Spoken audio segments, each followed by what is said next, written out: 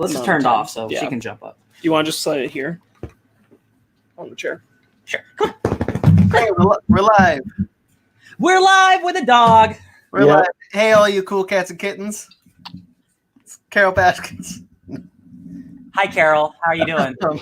God. Did you watch that Joel McHale episode? I did. I watched it.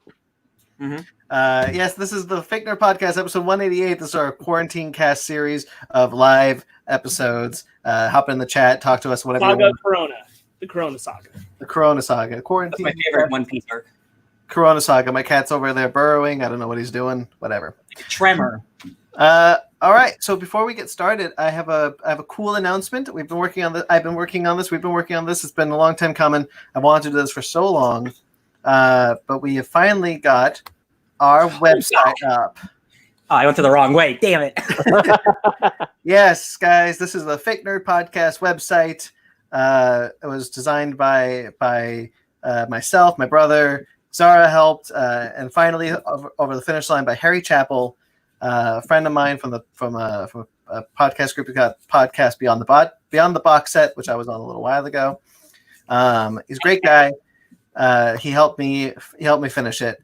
The things that he did were basically make the font look like it belonged there. Yeah. So as you can see, guys, I'm going to give you a quick tour of the website. We got a podcast, the positive take on pop culture, because that's what we try to do here. That's us. Yeah, the Fake Nerd Podcast, try to stay positive. As you know, we are a Funko affiliate, so there's our Funko app, our Funko link. Just click there, 10% off your purchase. Nice. It's on the bottom. It's always going to be there on the bottom. If you want to just listen to our show, this will take you to our iTunes page, obviously our Facebook, Instagrams, and Twitters. Emails all connected there, and where you can find us on all the places, other platforms such as Spotify. Everywhere. If you're listening to this in audio form, I'm sorry. Yeah, if it's the audio. I recommend checking out the video. Here's our profiles, guys.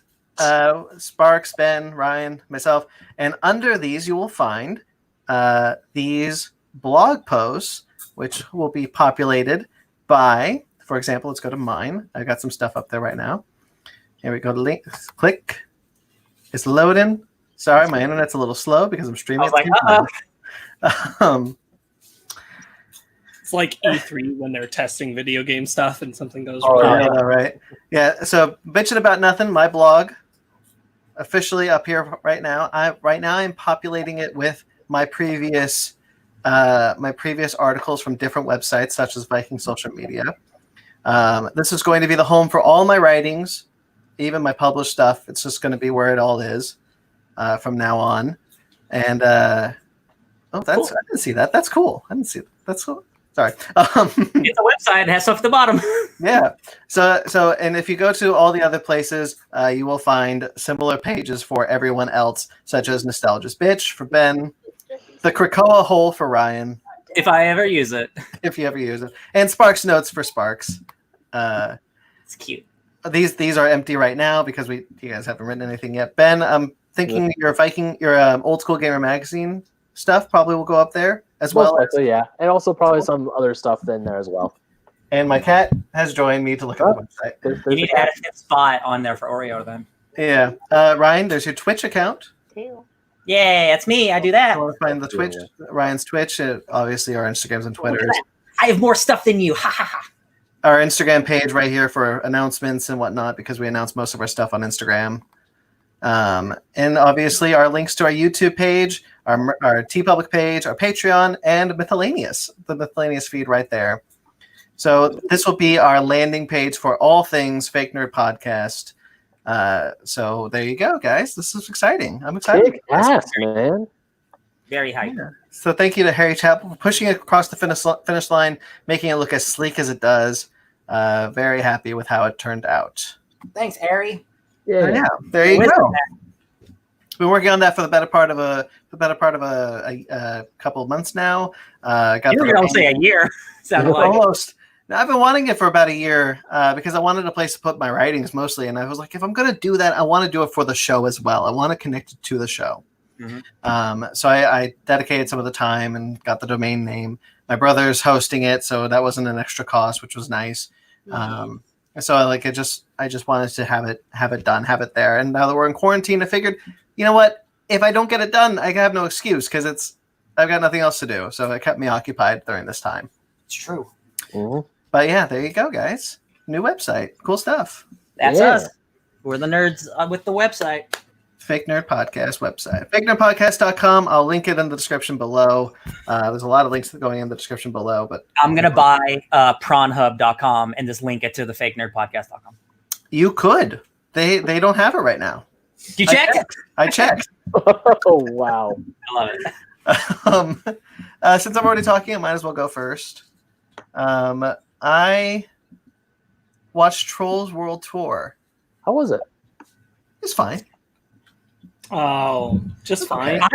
I've heard better things than fine, and I think it's because people maybe have lowered expectations. But Maybe. everyone on Twitter is like, "Hey, this movie's pretty good." I liked the first one. I liked this one. I think I like them about the same. It does help that Rachel Bloom is the lead villain of the movie. She's really fun and really great. I wish there was more of her and less of everyone else. Yeah. But what can you do? I haven't seen the first one, so if I just watch that second one, I might be all right. Well, the second one, you don't need to watch the first one to understand the second one. They're almost completely separate. It actually is a little confusing if you watch the first one. Oh, well, good. I didn't. Because the whole thing is like there's more trolls and Troll Nation is like, how does a Troll Nation relate to The first movie? the first movie? Because there's only one set of trolls in the first movie.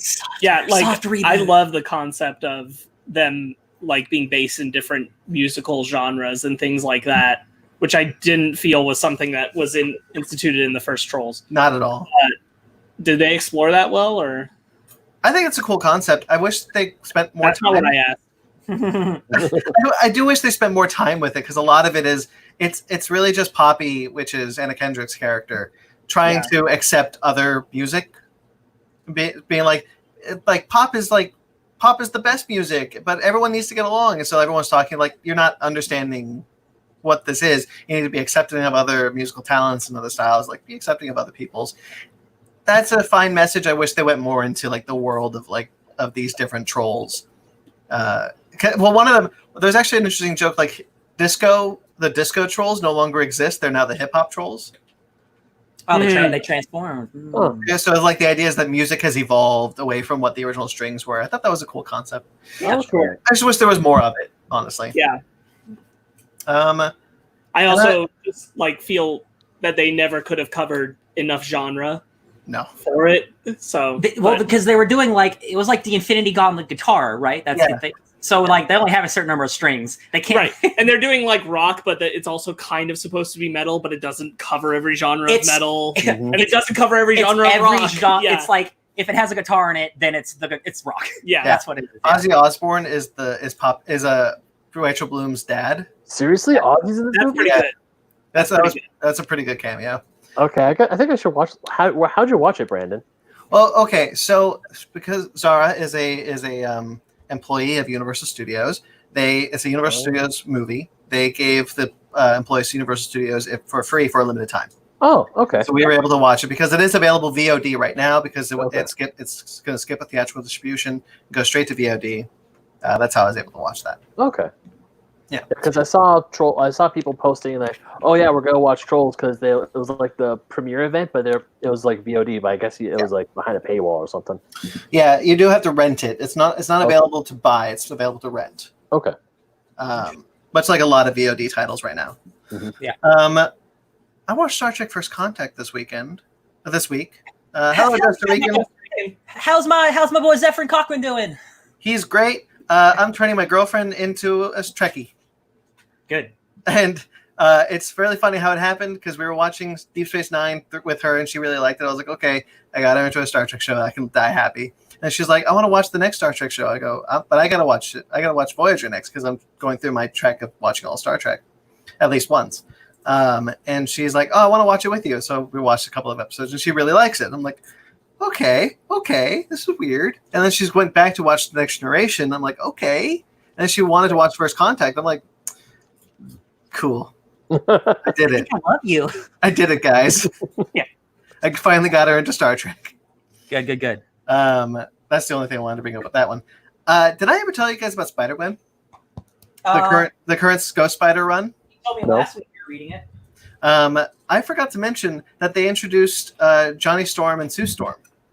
Oh. And Ghost Spider. So in the Earth 65 world where Spider-Gwen exists, Reed Richards is a little African-American boy. He's about like 10. But he's also super smart and like has been to the Council of Reeds. Like he's 1 second. Is she?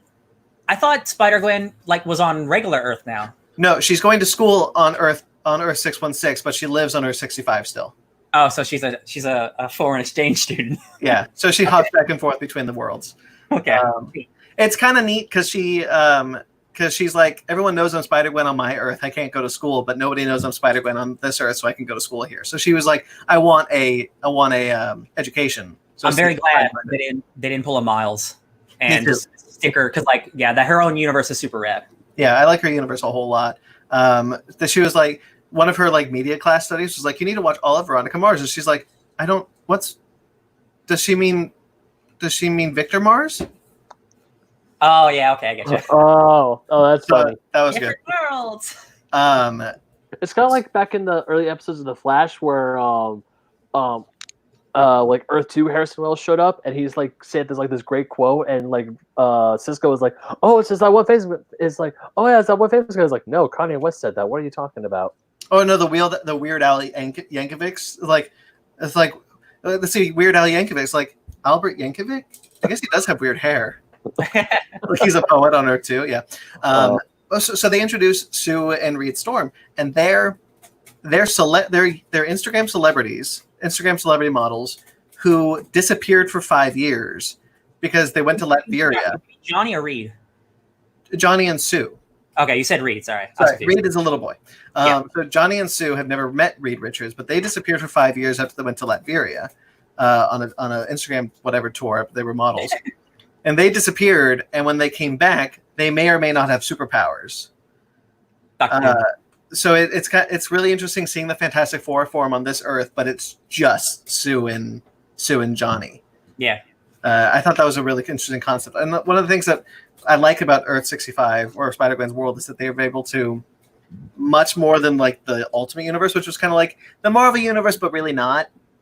Earth 65 is like, how can we like really twist some things and make things like vastly different and one more. Daredevil's a bad guy, and Frank Castle is like on the police force and all this stuff. Yeah. Yeah, and Captain America is not Sam Wilson. Oh yeah, Sam Wilson, Samantha Wilson. Mm-hmm. I like that stuff. What issue is it on up to? I don't remember. It's been rebooted 3 times. Ghost Spider's up to like I think 5. Okay, because I'll definitely start reading it on Marvel Unlimited once it hits that. I recommend it. I think you especially would like this current run of Ghost Spider. I always like all the books. I just can't read them all. Yeah, exactly. Otherwise, I'm almost done. I'm almost all caught up in my comics. No comics coming out makes it a lot easier. But I got to the 2s and now I'm at the 1s. But I caught up on 2 issues of Justice League Dark, which I wanted to really bring up because they're doing something with the Rot. The green and the red are all dying because magic has died. So they're trying to like do this war. And so Animal Man is caught in it. The Floronic Man is caught in it. Animal Man's in it? Yeah, Animal Man's back. And so they're trying to like, and then Anton Arcane is now the Avatar of the Black, which is a new kingdom that's trying to rise. I want to bring it up because James Tynion is not scripting the series anymore. He's only kind of show running the series now that he's doing Batman. And so it's Ram V, which is a name I've never heard of before Justice League Dark. It's either Ram V or Ram the Fifth. I don't know which one.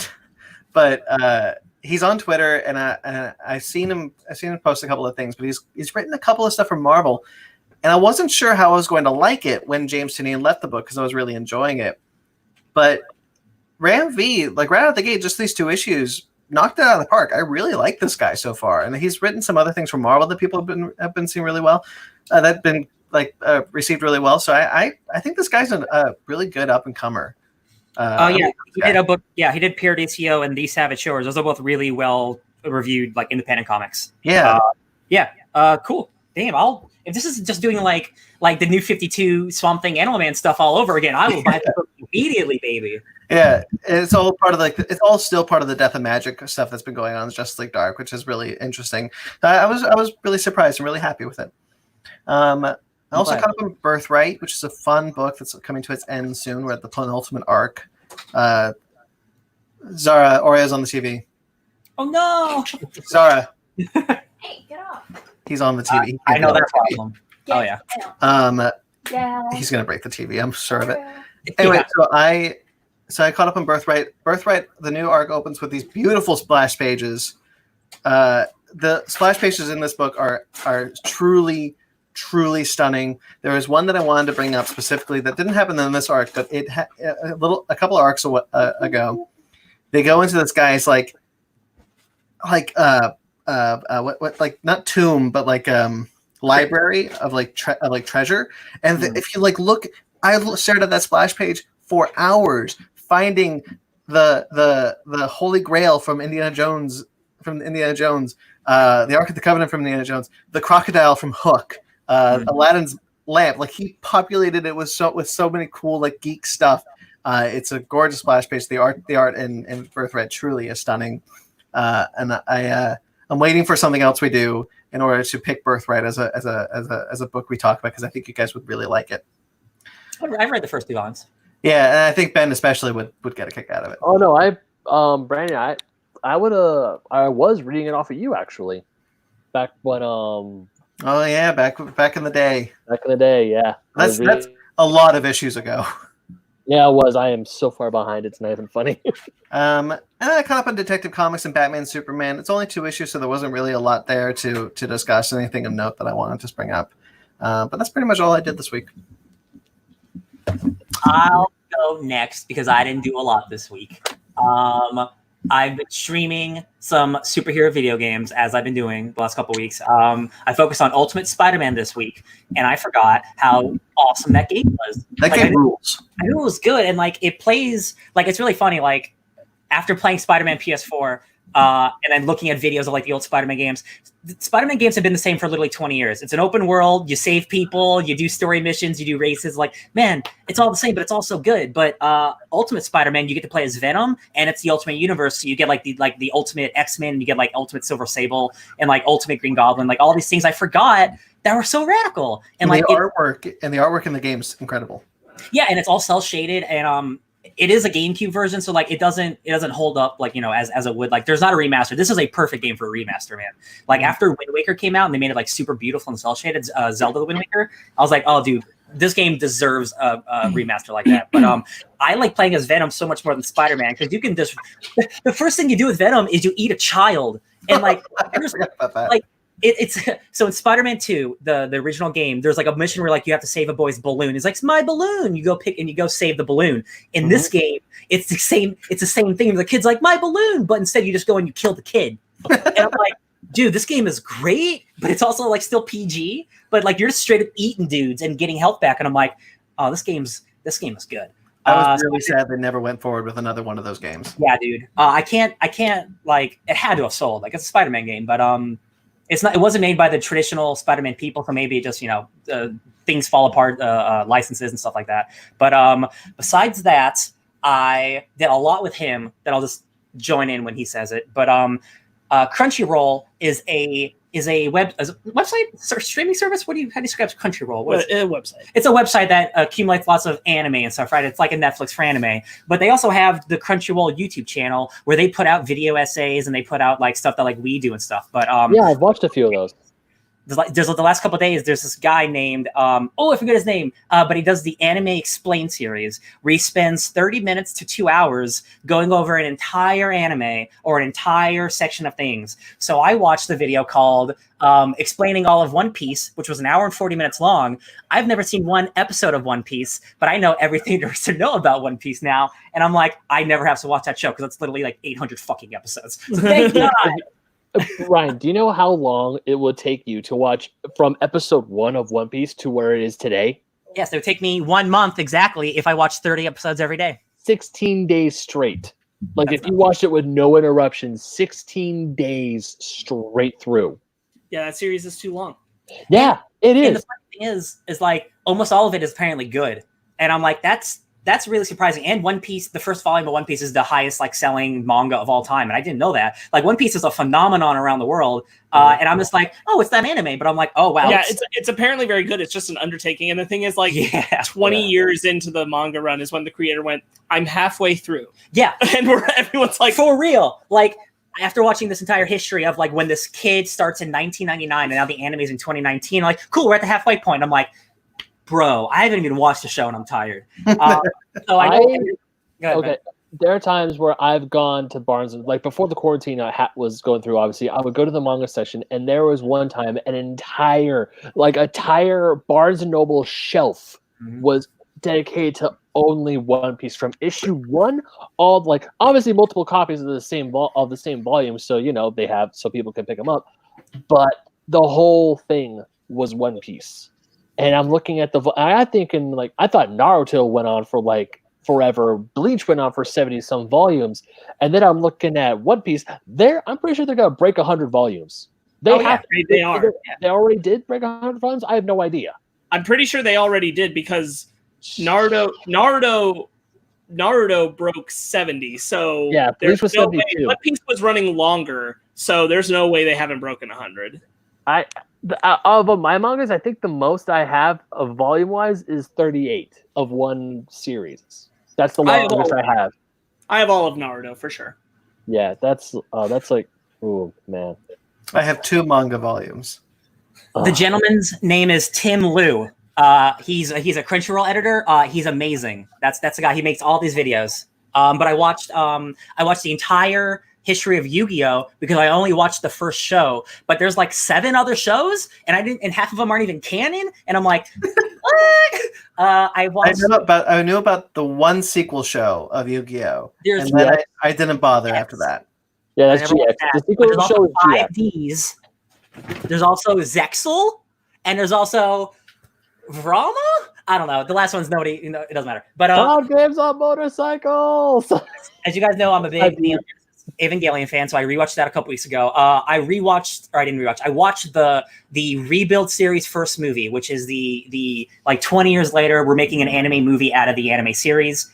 So part 1, I watched that, and it's just a retelling of the first 6 first 6 episodes, but it's beautiful HD. The fighting is so much better because I got the money. But I'm excited for the future because the next 2 movies apparently drastically change what the anime does. So I'm very excited to see that. After I did that, I watched all 33 alternate timelines to Evangelion, the video that he made. And it's nuts. There's all the games, all the mangas, all the novels, all the shows, all the Universal Studios live shows are all canon. So, and they're all part of this giant universe. And once you finish Evangelion, you can realize how there are so many timelines because it doesn't start off as that type of show, my man. So that's great. So are you telling me that there's a parallel world where Evangelion is in fact fighting Shin Godzilla?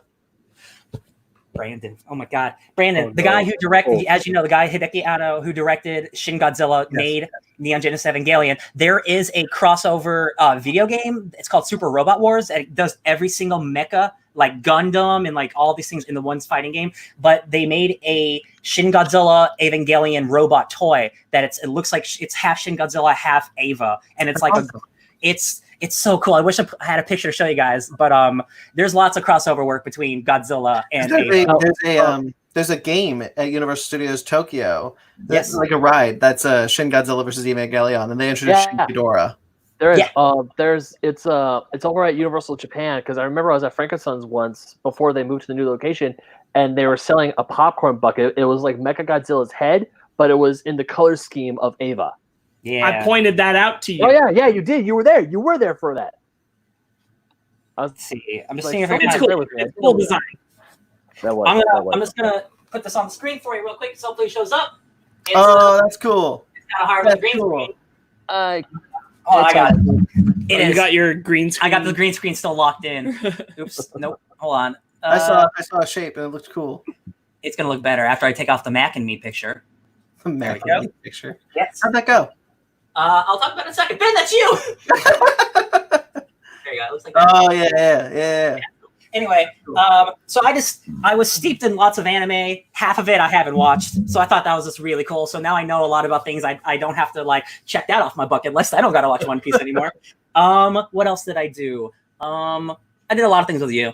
So I think that'll be it for me. You did nothing else? I don't That was remember. you? I honestly don't remember. Fair enough. Oh, I did the downright bored and annoyed movie. This week's was Mac and Me, one of the worst movies ever made. It is. It's a lot of fun to watch. It's like one of those like so bad it's good, like The Room or Trolls 2 or anything like that. Troll 2. So if you ever are like really bored or like want to hang out with friends and get hammered and watch a bad movie, Mac and Me is a good one. Sponsored by McDonald's. Cool. Now- I've only heard of that movie. I've never seen it. Don't worry about it. I started the new Trigger anime called Brand New Animal. Just one episode in, but that was really good. Is it about new animals? So a lot of talk has been going around about Beastars. Yes. Which is very like sexy Zootopia. Mhm. And this is more like cyberpunk. This is hard to describe. This is more like, okay, so they're not just anthropomorphic animals. They're able to transform between human and animal appearance, and all of them, all of the animal, all the people who can do that are hated by normal human beings. And it's also kind of a cyberpunky future world. So is it like a almost like a mutant allegory? Or a little. like... It's one episode in. It's really hard to tell how important that. Yes, they're disliked in that same way, but it's hard to tell how much of that is the crux of the show. Gotcha. But I think you guys would really, really like it. I watched. Breaking news! Ooh. Sorry, Suburban Proctologist episode 9 is up now. Oh, is that what Jeremy tagged something? Yeah. Good. Sorry, Sparks. We'll plug it No, afterwards. it's okay. Too. I'm just seeing where. Okay. I spent all of Monday cataloging comics. And I love it. I love that picture. Codes. 564 books cataloged. Beautiful. And I watched almost all of the CW Arrowverse in that time as well. You put that picture online. I was like, my dream. I would Yeah. love to get in there and catalog that with you. Yeah, that was something. So that's done and much more organized. So now I can start reading those comics, which I did a little. I'm catching up on X-Men, where I'm behind. But I didn't get that far. I still had a lot of schoolwork to do this week. So I do have something to say about the CW shows. Supergirl had its 100th episode, and I finally got to see it. And that's a really, really good 100th episode. The concept is Mr. Mxyzptlk had been banished to the fifth dimension in a previous episode of Supergirl. He is now being charged for all his interdimensional crimes. And as punishment, he has to go back and My Name is Earl every person he wronged. Oh. And do something to make it up for them. And Kara is the last person on his list. Because of this, he was punished to have his appearance changed and manufactured for him. So he is now played by the actor Thomas Lennon. Thomas Lennon. Thank you. Who's from a bunch of things, most famously from Reno 911. Buffy, right? No. Nope. No. It looks like I thought it was the guy who played Andrew from Buffy. Hey guys, It's the guy with the yeah, him.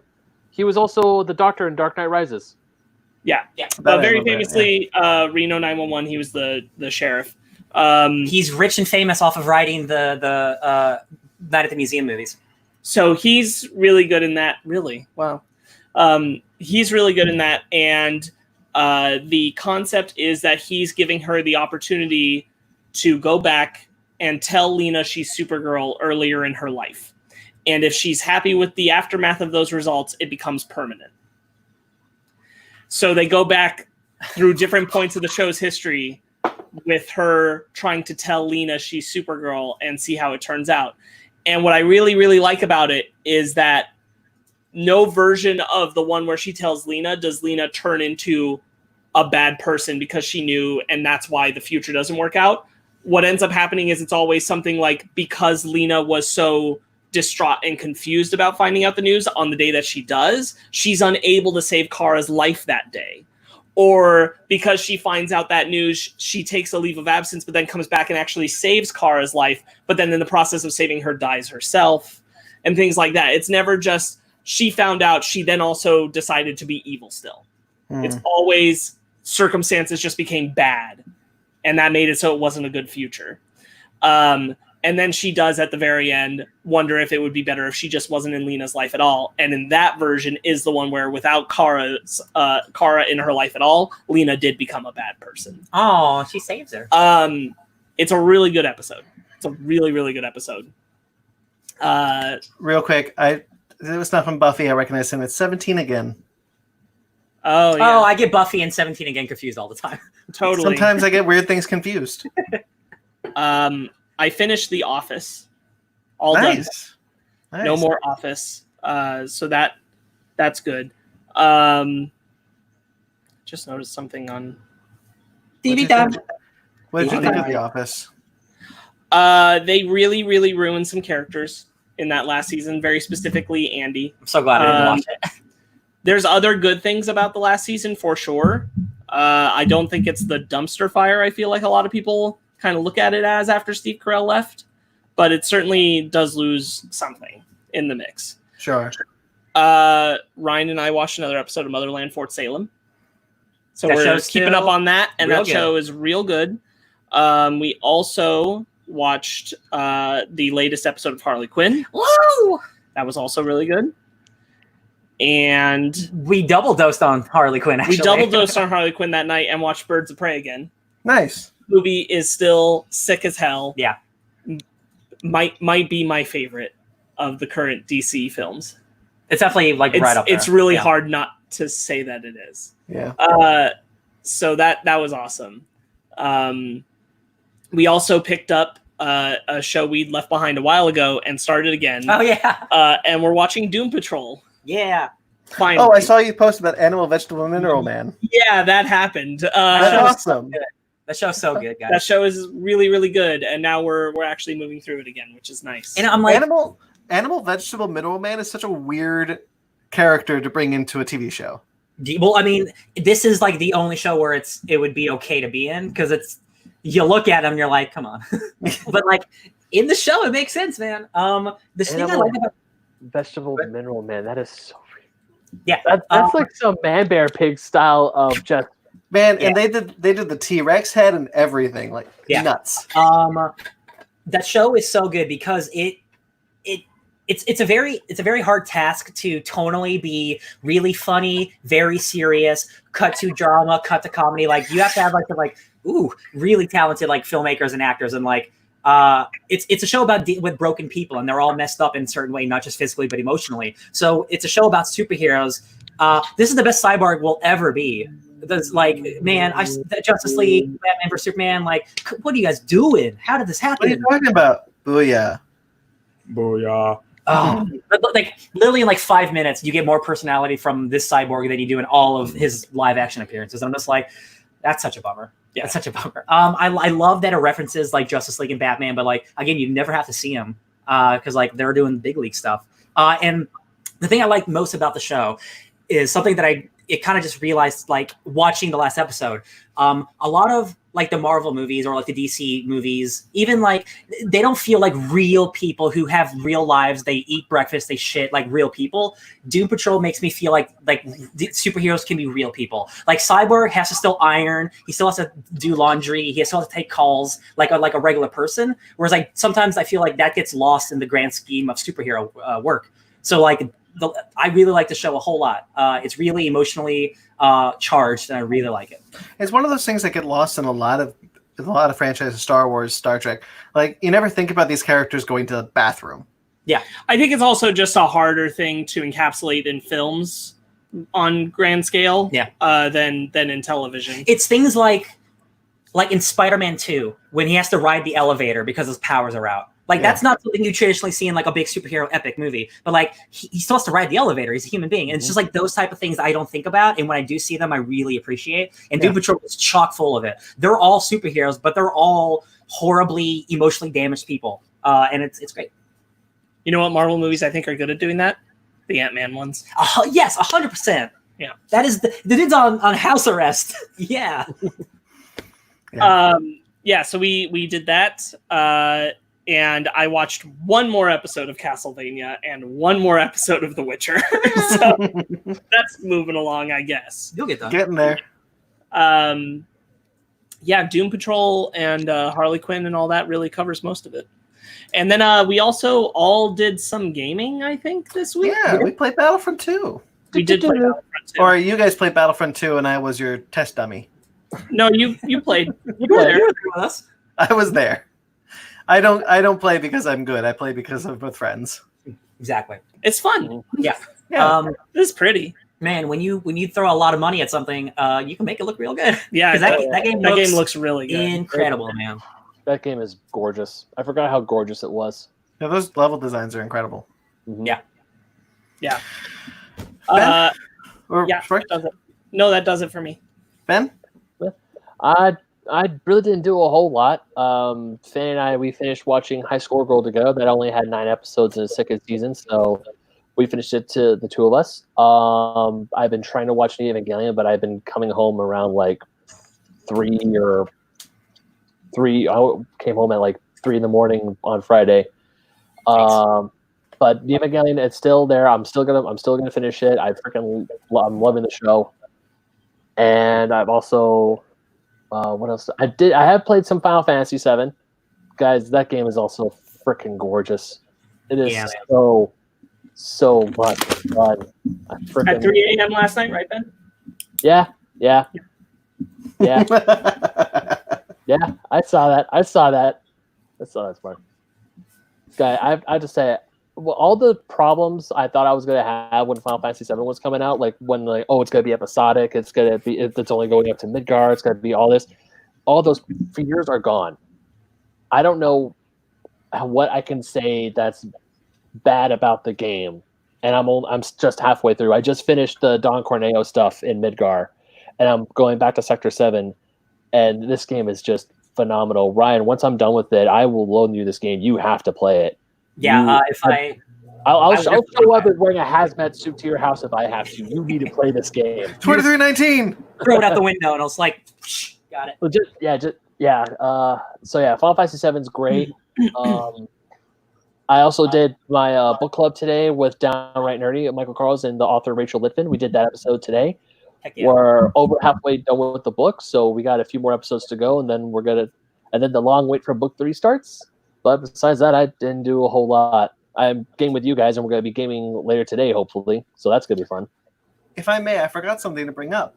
I watched the entirety, all 10 episodes of Lego Masters on Hulu. Oh, how was that? So it's a reality show with they make Legos. And, man, these people are artists. Like, holy crap. I was blown away by some of these things that these people designed. They built droids and working theme parks and skyscrapers with monsters, and like it's such a fun show. Reality shows are hit and miss, like they can be whatever. I spent an entire semester watching all of X Factor, and I got really into it, so I'm a sucker for them. If I watch them, I will get into them. Brandon, I didn't know what Lego Masters was, so when you first said that, I thought it was like Ninjago or like Bionicle. So I thought you just watched some random kid TV show, and I'm like, that's weird, Brandon. You'd watch that. I did not know it was a Lego building reality show because you didn't explain that. Sorry. Yeah, so it's a Lego building reality TV show hosted by Will Arnett. Okay, I'm very interested now. And they bring in like Nicole Byers from Nailed It. Terry Crews shows up. Phil Lord and Chris Miller showed up. And they have like 15 hours to build whatever their prompt is. I like it. And like you kind of get invested in like these teams of 2, and they're building all these cool little things, and you get really into it, and it's a lot of fun. It's a really fun and interesting way to make a reality TV. Sounds like a cooking show, but with Legos. Yeah, so it kind of feels like Nailed It, but with Legos. Yeah, I like it. I really enjoyed it, and I highly recommend it to anybody. It's all 10 episodes are on Hulu right now. You can blow through them. They're really fun. I enjoyed it immensely. I will. That sounds cool. Anyway, so shall we get into our B&B, our bread and butter? Here's the bread and butter. Our bread and butter. We have a lot of deaths that happened this week Oh boy. that we have to talk about. So I'm just going to go down. So Danny Goldman, who is most known as the voice of Brainy Smurf from the original Smurfs cartoon, passed away this week at the age of 80. He also starred in a bunch of other cartoons, such as Batman the Animated Series, the new Scooby-Doo Mysteries, bunch of old shows like that. And he also had a really small bit in Young Frankenstein. I don't know who's seen Young Frankenstein. I'm sure all of us here have. But Ben. It's a great movie. You got to watch it. It's my favorite comedy. But he's the guy in the beginning at the classroom who's trying to convince Frankenstein, and Frankenstein gets mad and he stabs himself with the scalpel. He's that guy. He did a lot of live action work also. That's a shame. He's a great voice actor, great actor. Yeah, really comedic actor. Brian Dennehy passed away this week. He was most notable for the father in Tommy Boy. Yeah. He was in First Blood, the first Rambo movie. He was the dad in Ratatouille. He passed away at the age of 81. Apparently, he was also a Tony Award winner for Death of a Salesman. Yeah. So yeah, he started in sports and became a Tony Award winning actor. That was really cool. Yeah. He's in Ratatouille. He's in a lot of stuff. He's in a lot. Yeah, Romeo and Juliet. Yeah, he's in a lot of good things. Tons of stuff. Shame. Rick May passed away this week also at the age of 80 due to COVID-19 and a stroke. Had a 1-2 punch. He's most notable was Sarge from Team Fortress. Yep, Team Fortress 2. The video game Team Fortress, yeah. Yeah. He was also in Star Fox. He was the big floating demon hen. I forgot the name at this moment. He was also the voice of Peppy Harris. Yeah, Andros. Andros and Peppy the Hare. Yes, you're right. Yeah, he is the one who always said, "Do a barrel roll." Yeah. He also he also did a one-man show for Theater Roosevelt. Like one of his things was trying to get people into theater. So to do that, he would play Theater Roosevelt in one-man show. Awesome. A lot of voice credits. I wish I could name most of them here, but he's been in video games, anime, like tons of stuff. Anne Sullivan passed away this week also at the age of 91 due to COVID-19. She was a Disney animator. She also worked on Hanna-Barbera cartoons in the early 50s and 60s. She worked with Disney up through the year 2000. She worked on movies like Little Mermaid, The Lion King, Lilo and Stitch, and all sorts of things like that. So, great animator. Sad. Keiji Fujiwara. Passed away this week at the age of 53, COVID-19 related. Fun fact about him, he is Robert Downey Jr.'s voice double for Japan releases of all the Marvel movies. He's Iron Man. Yeah, he's Iron Man. Which I thought was kind of cool. Tons of anime and video game work, such as Final Fantasy VII, both the original and the remake. I think he was a Full Metal Alchemist. Full Metal Alchemist. Death Note.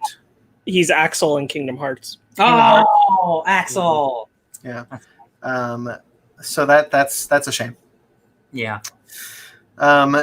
Gene Deitch, hope I'm pronouncing that one right, passed away this week at the age of 95. He was an animator for shows like Popeye and Tom and Jerry. Good. Great animator. Wrote a book. Won an Oscar for an animated short film. So that sucks. Lived in Poland during World War II and still directed episodes of Popeye. Wow. Yeah. Paul Haddad also passed away this week at the age of 56. He's most known for Leon Kennedy in Resident Evil 2. He was recasted. Yeah, and but he was also Quicksilver in the original X-Men animated series. Yes, he was. All those sad deaths. Yeah, some of them seemed like they were up in age. So like, I hope not all of them were COVID. Like, it's weird to say like, thankfully they didn't die like because of COVID. But it's still a shame all the way around, man. Yeah, a lot of great talent. In this pool. Robert Downey Jr. needs to find a new voice double. Well, he's not Iron Man anymore, so he doesn't. Not really. You're right. All right, so we had some COVID-19 news outside of all that stuff. Some updates due to the COVID coronavirus. More like canceled con.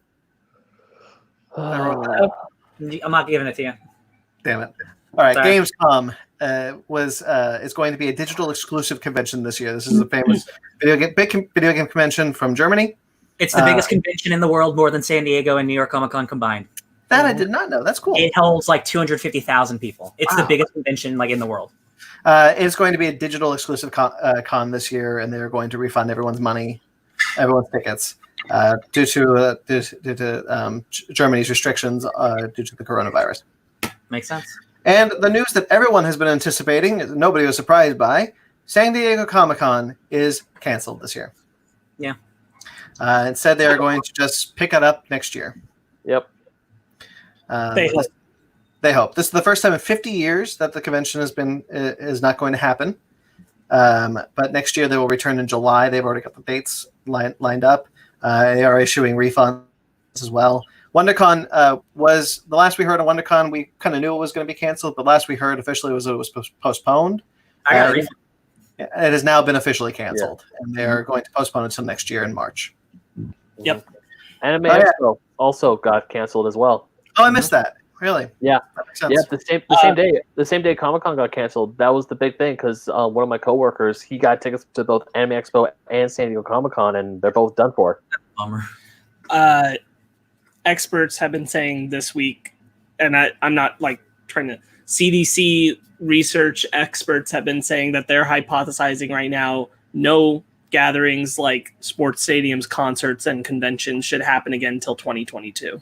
Wow. Damn. That's what they're saying at the moment. Well, no, because like there's not to talk about the virus, but like it's going down, but it's going to have an increase again whenever everybody feels safe and everyone goes out again. So like that sucks. Yeah, everyone who's paying attention and like is looking at what the people who are actually studying the virus are saying yes, things are getting a little bit better right now because places in the country are obeying the curve. Places around the world are trying to do what they can.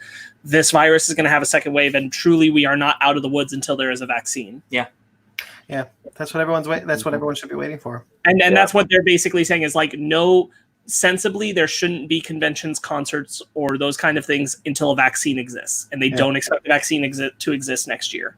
Not at that point early enough to do that. Yeah, the anime convention, the Anime Expo was probably overshadowed by Comic-Con, which is why I missed it. Yeah. But yeah, that is all true, Sparks. All of it. Disney released got some new stuff. They decided to push Soul. We kind of figured they would, but until now they made it official. I thought it was weird that they hadn't. Yeah. Soul has been pushed from its June 19th date to November 20th. Ooh. So Godzilla is screwed. Doesn't like Black Widow come out in November too? Yep. Oh my god, dude, the new summer is just going to be at the end of the year. Here's Holy November. shit. Here's November. It is Black Widow, Godzilla vs. Kong, No Time to Die, and Soul. Dude, Godzilla's farted. Oh my god, that poor boy. Our poor boy.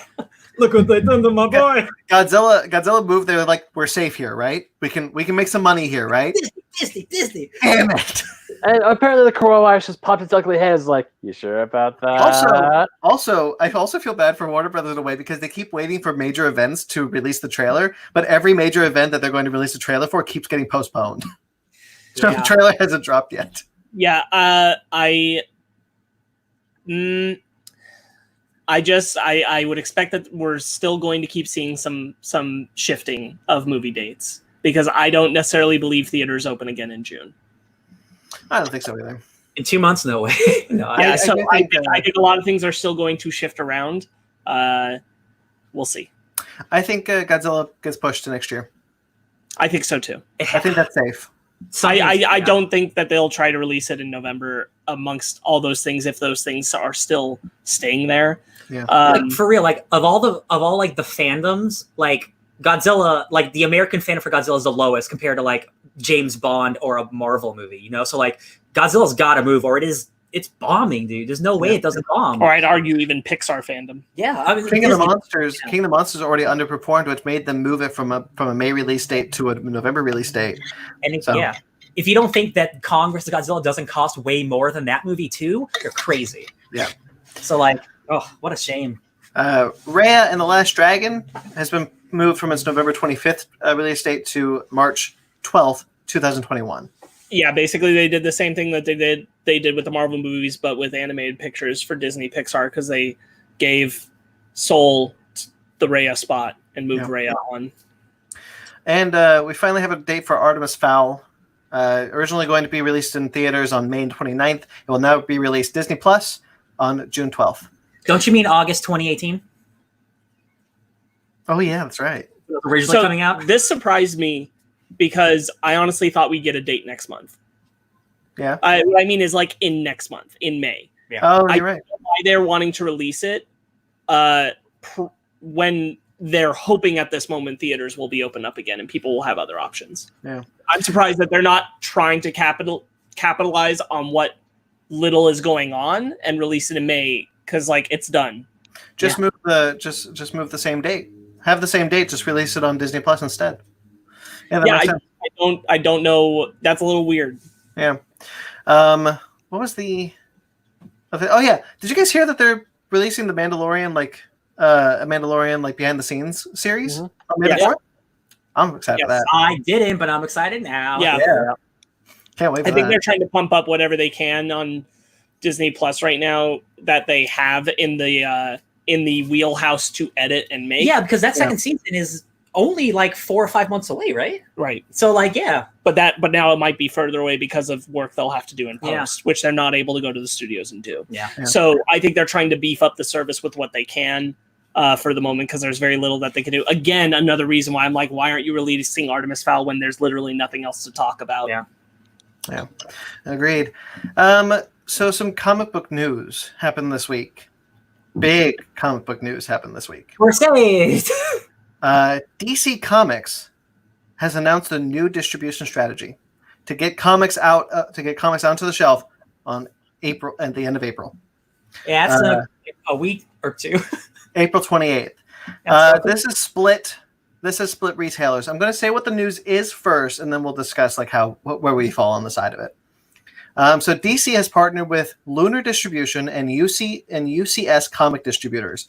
Now, these are new companies that have been created by Discount Comic Book Services, DCBS, and Midtown Comics, two large comic book retailers. Mm-hmm. A limited number of books will be available, and I'll have a link of what books are available in the description below so you guys can check it out. It's not Batman, Justice League is coming out, but like Batman, Superman books, not coming. This is like Hawkman, Green Lantern, Dollhouse, Daphne Byrne. These are small books that are not big blockbuster books. Discounts will be upheld for retailers, so they'll still have wholesale discounts. Same discounts that Diamond supposedly, though it's not entirely clear. They will have to place new orders. So retailers are going to have to place new orders if they want these books with these new distributors, as well as new orders with Diamond if they want to stay with Diamond, which they are also able to do. New Comic Book Day will be changed to Tuesday instead of Wednesday through this new distributor service. Oh, sacrilege. I don't like change. And it's not available outside of the country. No plans to put it outside of the country because Diamond, but they are hopeful that it could be, I guess. And they're not going to distribute collectibles. So this is just DC. No other company has done this so far. So where do we fall on this side? Because distributors are split. I mean, I think it's fair that not everyone's on the same page here. I think it's interesting that. So this was the one that surprised me. Like all of the others, like you said, are small titles. Yeah. Not big pulls, except Flash. The Flash is coming out, which kind of surprised me that it was on the list. I don't like it, to be honest. I have an actual my very first conspiracy theory that I've ever had. What if the next couple of months or whatever are tying into the 5G stuff, and they're going to put a hold on it, and all the books that don't tie into anything like that they can put out so they can fix it while they have the time. Maybe. Why wouldn't you you're putting Batman and the Outsiders out in the Flash, but you're not putting Batman out? Why? Well, they're not putting Batman out, and the reason the explanation for why they're not putting Batman out is because most stores are closed. They want everyone to be able to buy Batman 92 because it's a hot ticket item right now because it's going to be the first appearance of Punchline.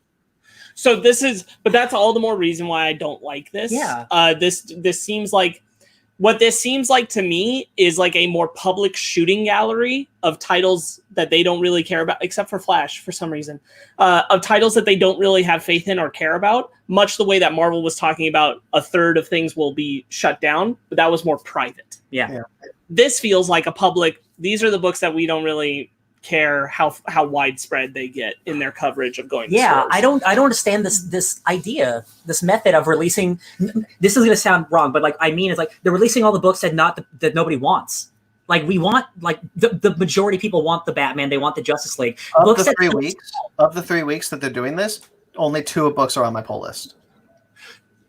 That's so weird to me. Like they want to make as most money that they can in this time of crisis where they need funds. I feel like if you're trying to sell Hawkman number 11 or whatever, that's not a big seller. That's not going to get you the money you need. And you're only satisfying a portion of the audience that Batman really could serve more for. Yeah, my hypothesis would be that it's supposed to be a test run of if it works with these other distributors, if the relationship is good and that kind of stuff. But use big books. I agree. That's what I'm saying is like, I think that's maybe the logic of it is that it's a test.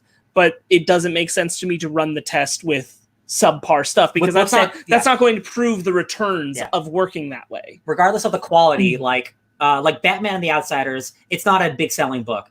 They're putting that one out because I don't get it. On both ends of the spectrum, this puts for the stores where this can happen and they are the whole country's at shelter in place. What am I talking about? Yeah. This is putting people at unnecessary risk to go to their store to get the comics. Yeah. It's just not necessary to do this. It's not essential. I love the comic book industry. I want to support. I want it to keep going. But this is unnecessary to be doing this right now. We shouldn't be pushing a reason for people to go out and get comics on a single day. On the one hand, that's why it makes me happy that there's nothing where it's like demanding you must go there. It's these smaller titles, so only if you really were invested in those already. But if you are one of those people who's like really into the Flash and you want to go get the next issue of the Flash, I'm sorry that you have to go out right now.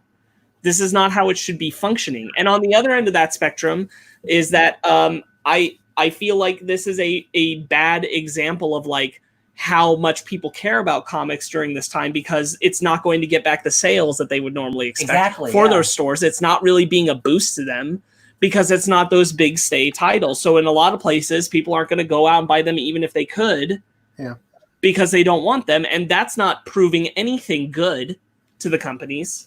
That's a really good perspective. One of the other things, though, that is giving a lot of retailers pause, and I put in the description below the latest episode of Fat Man Beyond, which is Kevin Smith and Mark Bernard's podcast. On it, Jim Lee talks about this new distribution method, and my former boss, Ryan and I's former boss, Car D'Angelo, is on it, and he's interviewed about this new distribution method and how retailers feel about this. And I think that's a really good place to start of how retailers are feeling. First off, these are 2 new distribution companies that are created by direct competitors. So in order to get this, you have to give Midtown Comics your sales. You have to say to Midtown Comics, this is how much I generally sell this comic. You're giving a competitor what you make already.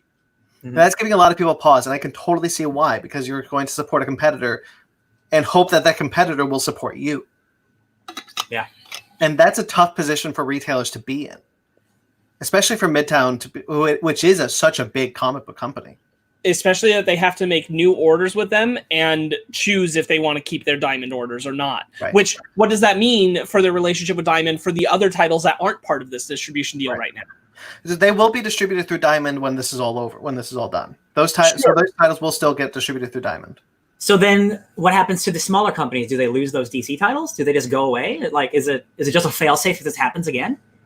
I don't know what the long term. It feels like this is just a patch. See, that's not what, you never want to put a patch on a flat tire. You need a new tire. Right. And this is what it feels like to me. This is just a patch because if you don't choose to go through these new distributions, when Diamond reopens, you'll get these comics anyway. Yeah, exactly. So it feels very unnecessary. Yeah. And I know it's scary. Like, of course, it's a business. They need to make money. They need to continue to make money, or else all this could go under. But at the same time, look at the world and the state of the world it's in. Like, Karen needs her haircut. Karen does need her haircut. Never mind. Karen, you need to look at the broad scheme of things. And like, nobody is watching movies. Nobody is getting a haircut. I know people want comics, but maybe now is not the time to put comics out. I know you need to do it. Just don't. Because this patch is going to get ripped off, and then more people are going to get hurt from under it. And still, retailers are still closed. Some retailers, like, look, California is able to do mail order. Some places aren't even supposed to do that. Sure, yeah. and that's the thing is like, if the comic industry were still trying to run through this, would Ryan and I be going to the comic store and supporting it? Absolutely. Would we want to be doing it? Not necessarily. Yeah. I wouldn't necessarily want to be putting myself in that situation every single week, even though I want to support the comic shop. Yeah. It shouldn't be a choice right now while we're in the midst of this pandemic, which people should be taking seriously. Yeah. And I feel like this is a weird, not helpful situation.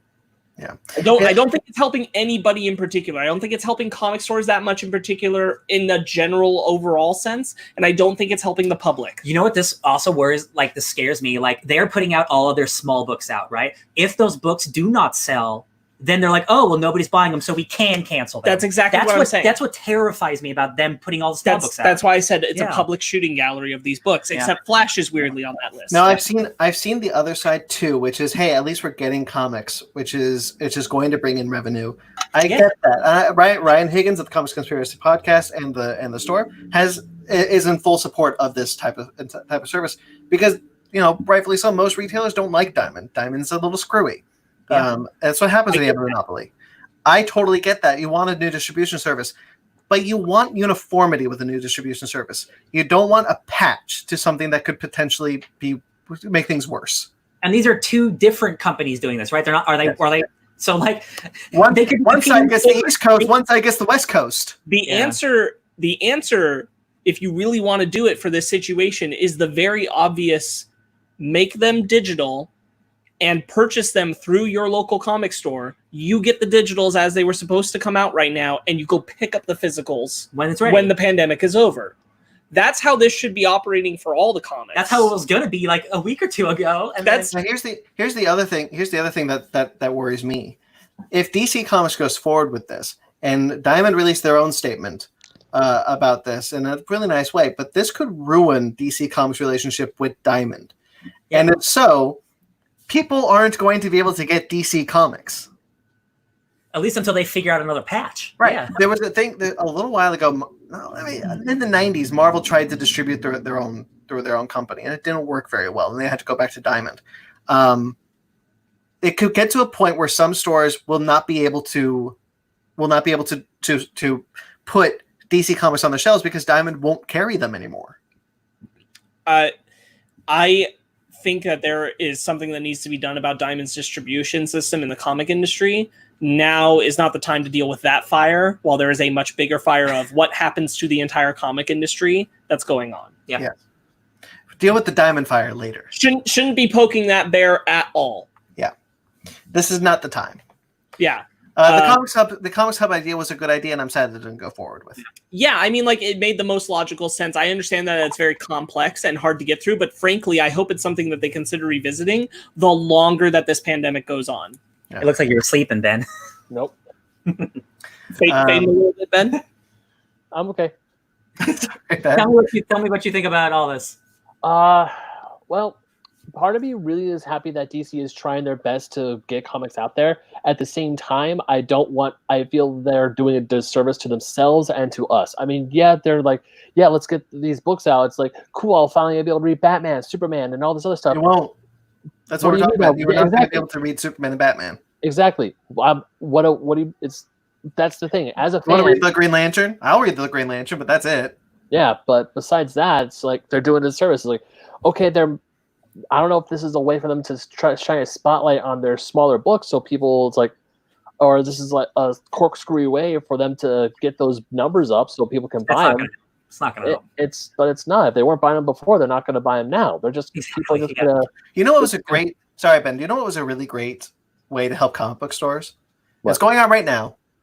Comics for what's Creators the Creators for whatever. Yeah. Creators for Kids. That auction that is going on Twitter and Instagram right now, still going on. is awesome. Yeah. People are raising so much money to help stores, and it's beautiful. Yeah. I love it. I love it. Jason Aaron was like, bid for my appearance on a podcast, and someone bid like $1,500. I'm like, shit. Yeah, there you go. Yeah. All the writers and artists and editors are going out of their way to like, all this money is going to go to helping people. We just want to help. So like so many great commissions are happening. Like Mike Mignola, I know if you've seen him, Brandon. Yeah. That dude is like, he's doing like dozens of drawings every day of like the Kool-Aid Man and the Rice Krispie people and like Godzilla, and it's like in his style. And Did you see the Greg Capullo Clayface commission? Ooh, oh, I don't think so. Beautiful. I mean, and it's really nice to see them doing that, and it makes sense because they're keeping their own industry alive. And they're helping everyone by doing it. Yeah. And it's nice because it is something they can do at home. And that's really, really, really nice to see. I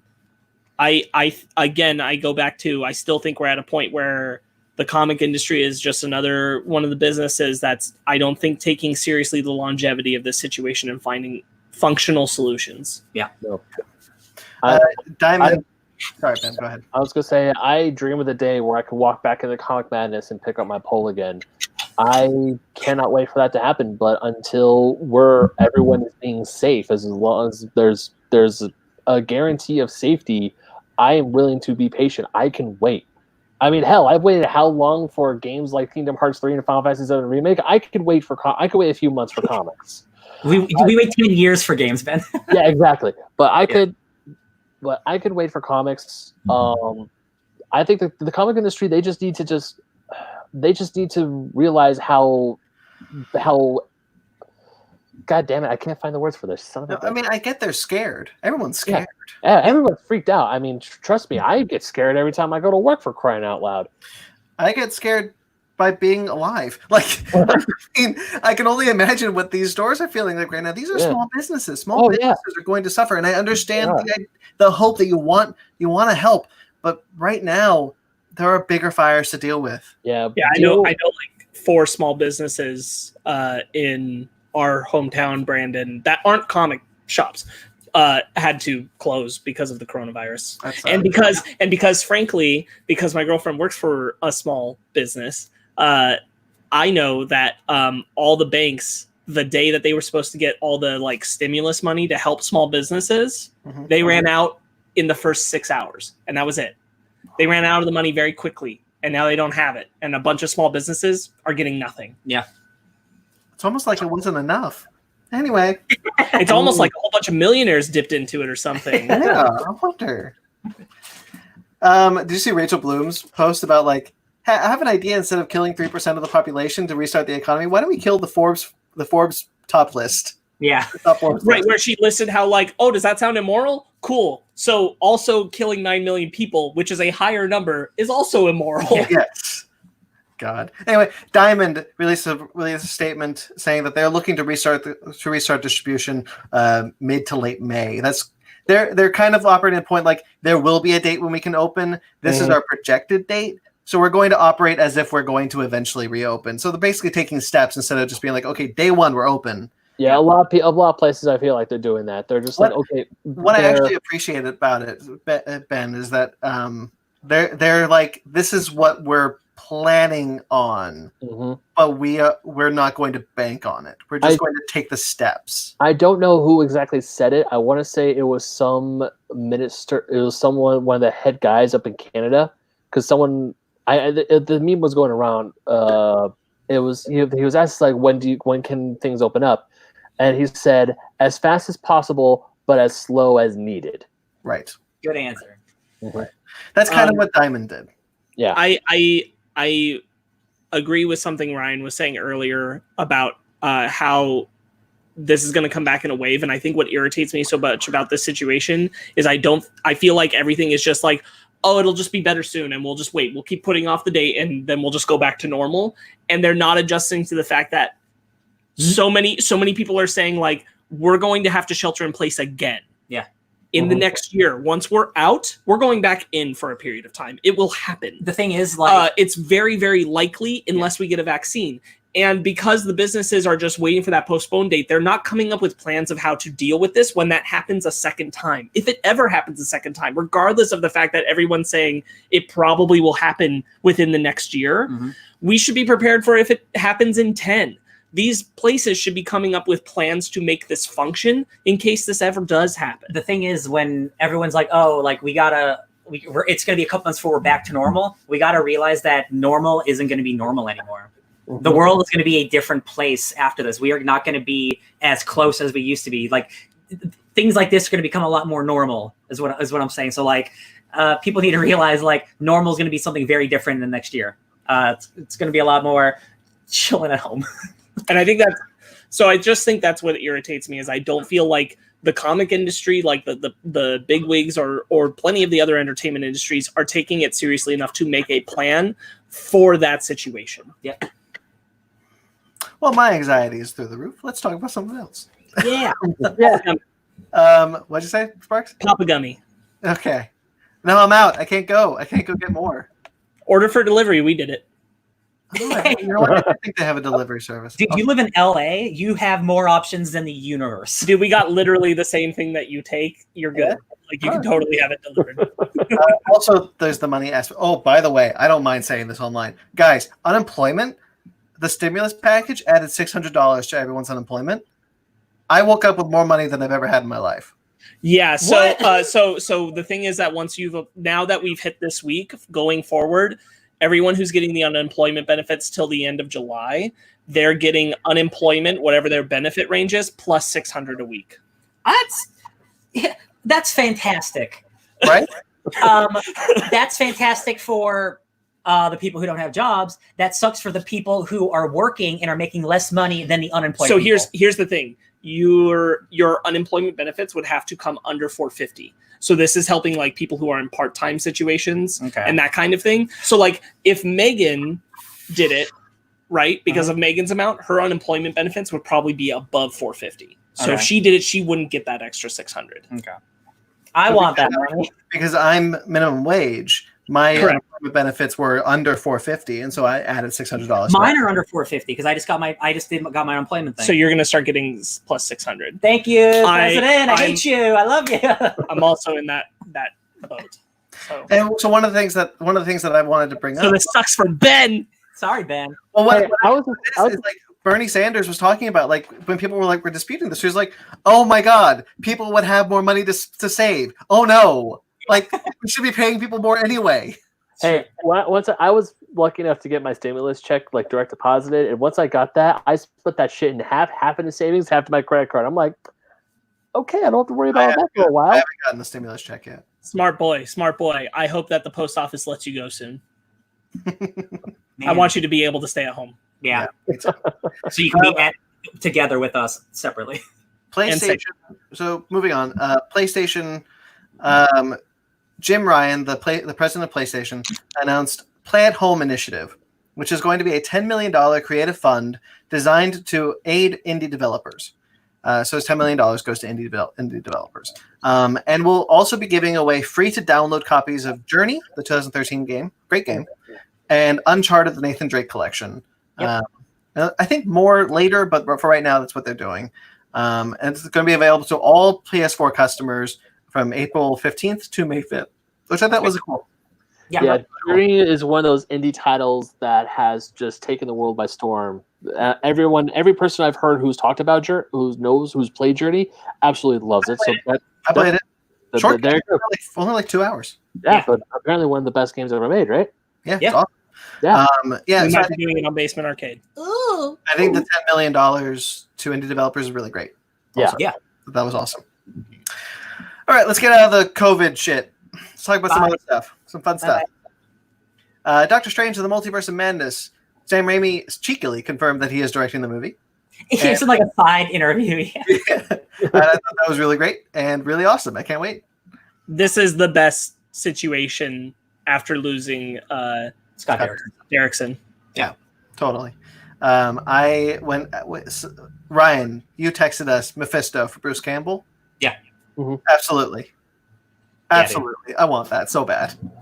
Some artist, I don't remember. I don't think it was Boss Logic, but somebody made an artist rendering of him as Mr. Sinister. I saw that too, and I commented, "Wow, my favorite Doctor Strange villain, Mr. Sinister."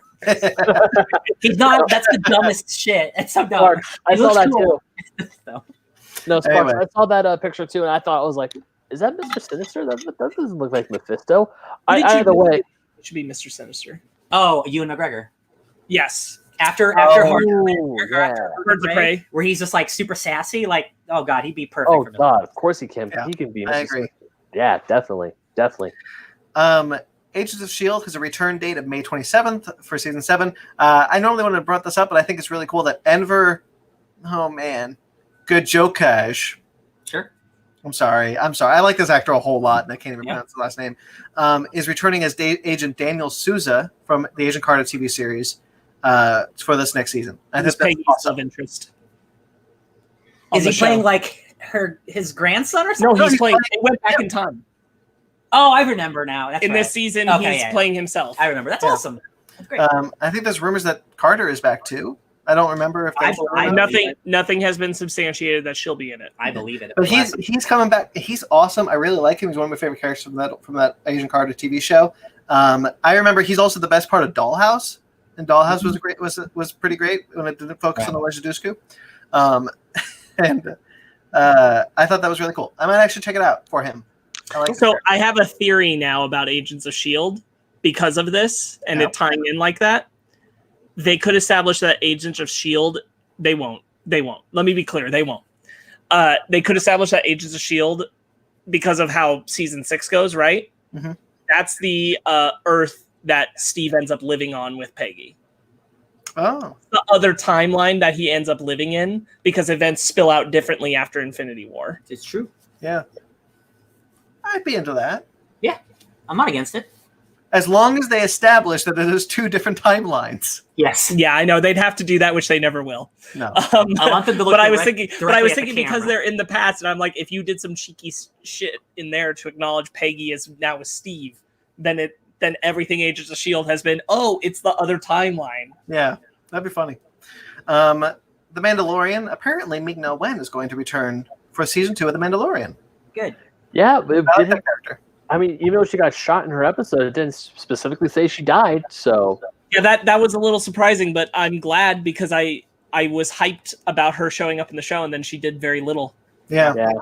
That's kind of what The Mandalorian was. Like, I'm super hyped to get this character. Oh, it's gone. Untitled Cassian Andor TV series is still chugging along as best they can. Stellan Skarsgård, Thor's own, is in talks to join the series. Cool. I like that that. guy. Yeah, I'm into that. all right. No word on who he'd be, but it's cool. Having just re-seen the first 2 Thor films in the background while doing homework, I wish that they would bring Selvig back. Yeah. Me too. Put him in I a hope- Marvel show. I hope with TD will. Yeah. Yeah. I have a feeling with Jane coming back and Kat Dennings coming back, they'll find a place for Selvig. Yeah. Remember that time when Dude, Taika could do such good comedy with him. Don't you remember that time when Kat Dennings and Eric Selvig figured out what was going No. In that young adult book that that young adult book that didn't matter? Oh, I remember that. And maybe he was like teasing an eyelash or something, but it didn't do anything. Yeah.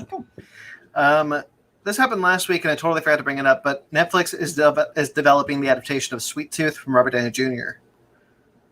Sweet Tooth is the Jeff Lemire book. Robert Downey Jr. is producing it with his wife, and it's got a series order at Netflix. It was initially got a pilot order at Hulu, but it has now moved to a series order at Netflix. Jim Mickle and Beth Schwartz, Arrow, is going to showrun the series. Downey, I guess, is interested in starring, but there's no word if he will or not. Yeah. So, correct. I don't remember. Did we talk about the boom deal? No. it's coming up right now. Okay.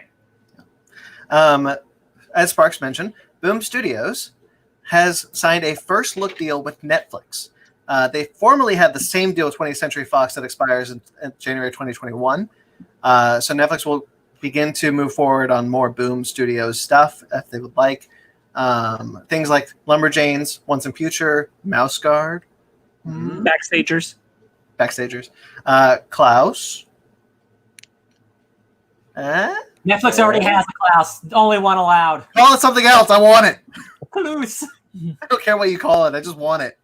There's an awesome picture of I believe her name's Noelle Stevenson, the creator of Lumberjanes, and she's in like an office meeting, like pitching the Lumberjanes TV show, and it has such like badass bitch energy. It's like, this is my show and I'm cool. Make my show, and it's happening now. It's cool. I would love it if they would make a Lumberjanes Backstagers like 2 shows and then have them cross over. I mean, they got the entire room. Like, they have the woods. They could do something with the woods. We've got a lot of stuff. Yo, the woods is so good. I need to finish it. I've liked the last 2 volumes. Yeah. This also, hey, Mouse Guard could live again. Yeah. Good. It very well could. Mouse Guard would look good in the Klaus animation. Mm-hmm. Yeah. I'm still sad that Mouse Guard movie's not happening. Instead of making it like a $200 million epic movie, just make it like a nice show on. Make it a nice 2D animated film, and I'd be pretty happy. Yeah, absolutely. Bad Robot. As we know, Bad Robot had a deal with Warner Brothers to develop Justice League Dark stuff, or so we heard. Now we have a confirmation that HBO Max is developing 3 shows from Bad Robot. Duster, which is co-written by J.J. Abrams and LaToya Morgan, who's worked on The Walking Dead. Set in the Southwest in the 70s, the life of a gutsy getaway driver for a growing crime syndicate goes from awful to wildly stupid, dangerously awful. I kind of thought you were going to say gutsy getaway gator. No. Although I like that better now. What's it called? So it's called Duster.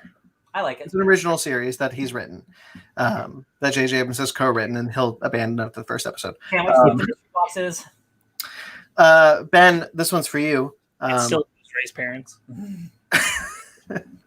Ben, I'm sure you're excited about this one. Overlook, a horror thriller series inspired by and featuring iconic characters from Stephen King's masterpiece, The Shining. Overlook explores the untold, terrifying stories of the most famous haunted hotel in American fiction. We forgot to mention, we watched the newest episode of Westworld, and it's all about switching movie genres. And the guy, he takes a drug that makes him... the drug is called genre. It's called genre. And at a point, he turns into the horror genre, and the dun plays as something sinister happens. That's cool. That's cool. Castle Rock co-creator, executive producer Dustin Thomason, and co-executive producer Scott Brown are in negotiations to write this series, but nothing has been finalized yet. Cool. Like, I only watched like the first couple episodes of Castle Rock. Castle Rock? That's what it's called? Castle Rock? Yeah, Castle Rock. And it's like, that's a amalgamation of all of Stephen King's properties, just like in its own universe. So I wonder if that's going to be like, kind of like the Overlook is going to be something like that too. That'd be cool. I think Deadline described it as a prequel series. But I can only imagine that because of how, we've all seen The Shining, how that kind of works, that it'll probably incorporate some weird logic to incorporate Jack Torrance and shit like that. Yeah.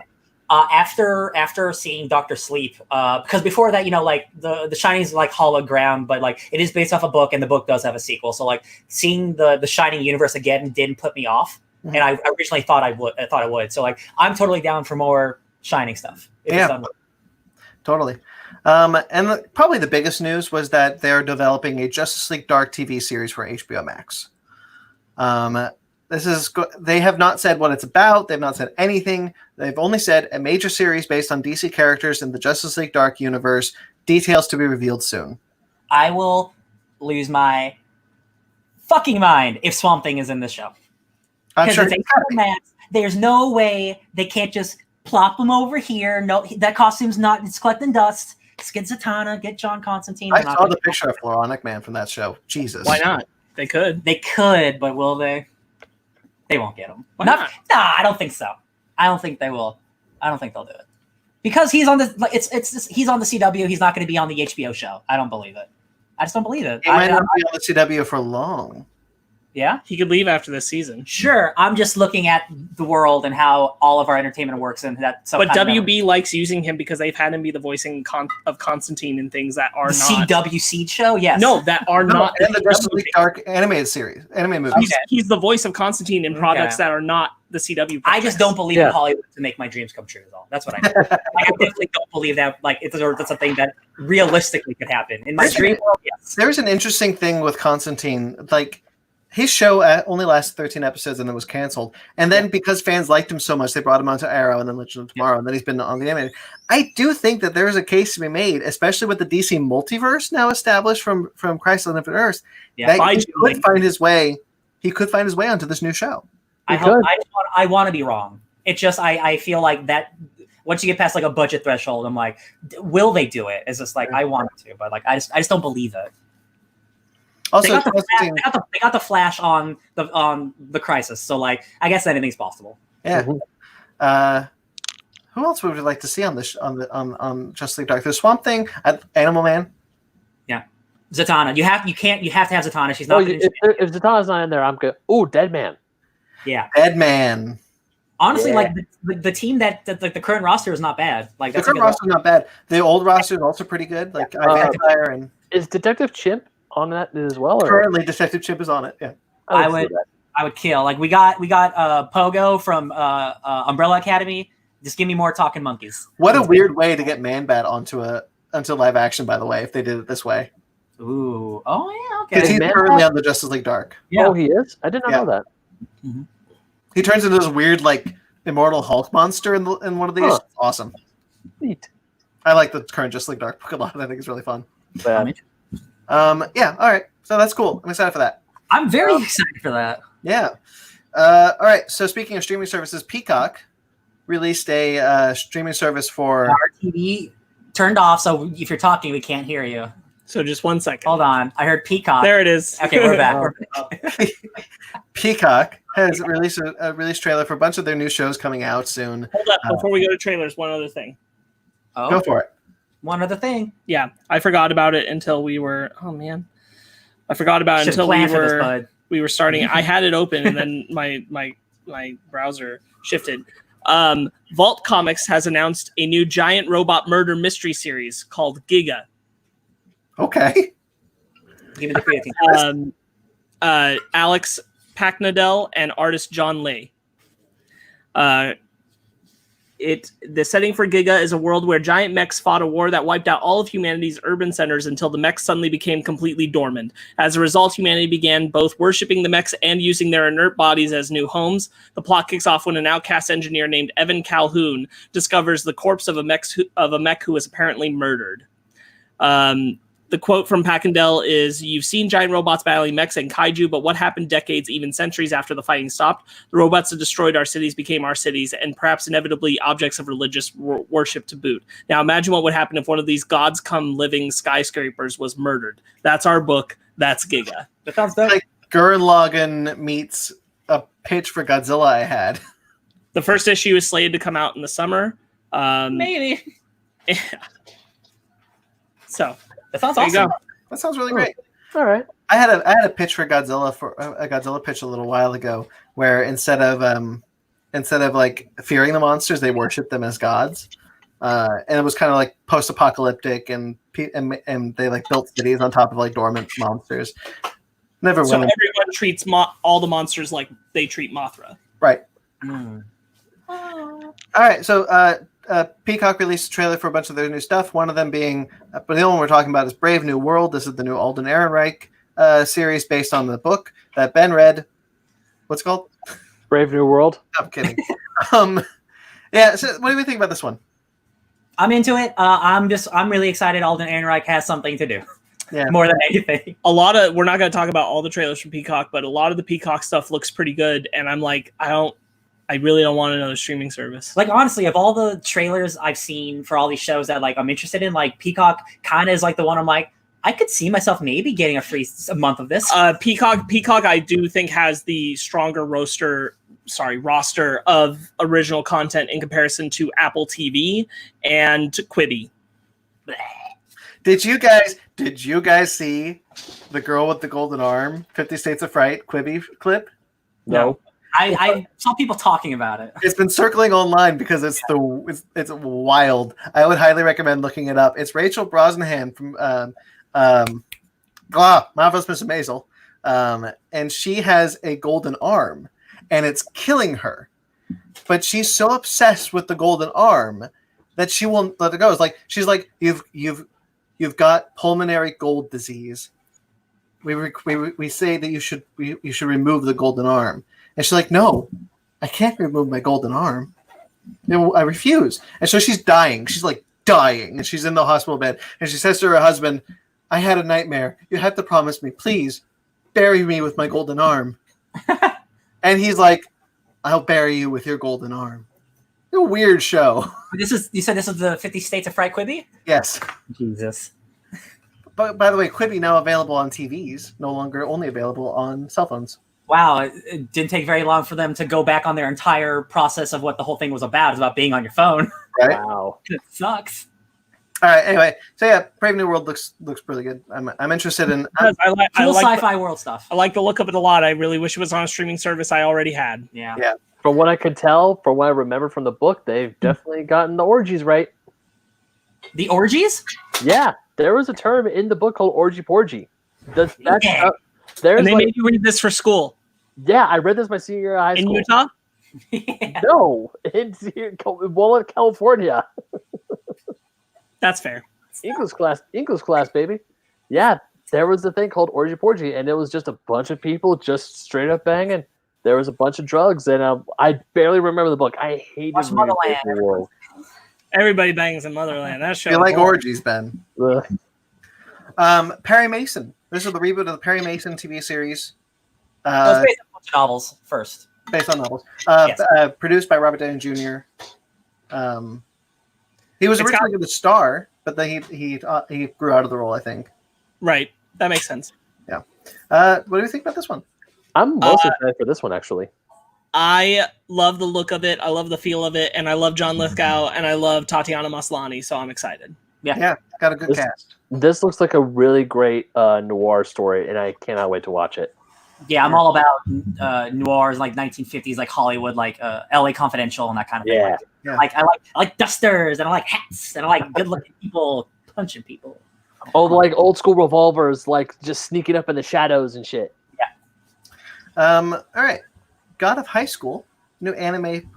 Going to debut on Crunchyroll. Heck yeah. This is the kind of animation I like to see in my anime. Lots of crazy fights.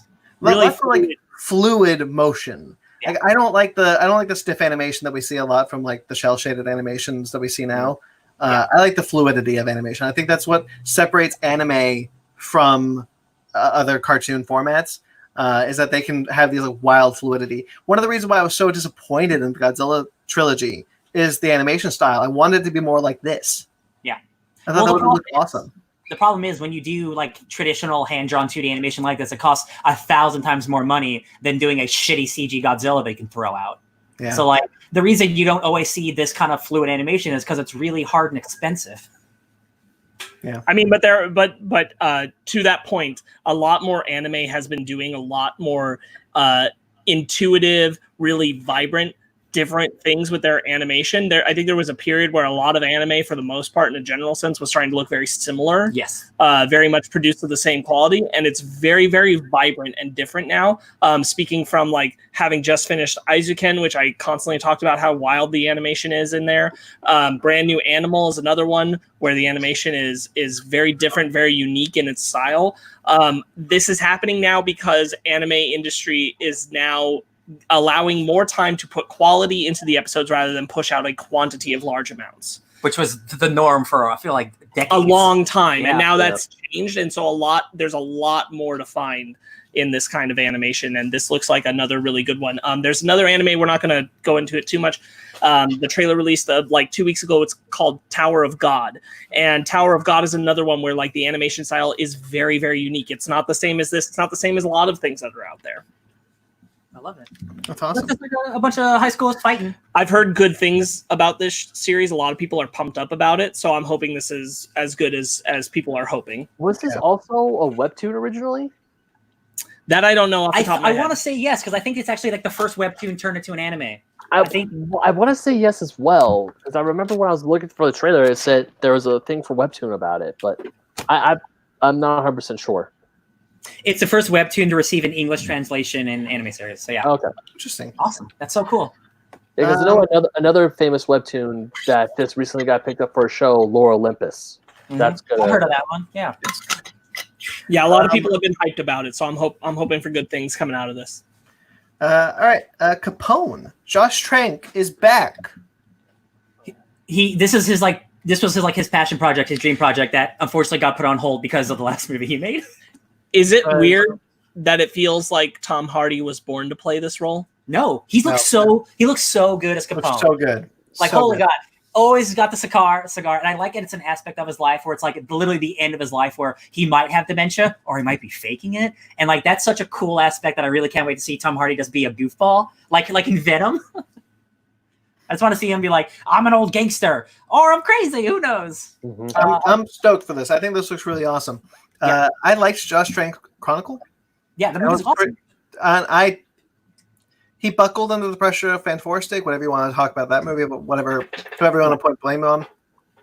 But I think he's not the first big director to have a bad superhero movie, because lots of times when you get an indie guy going to the big movies, generally, like for Marvel it works, but like when you take control away from them, it doesn't work. I think it's unfortunate the way he handled it and that became so publicly known. Yes.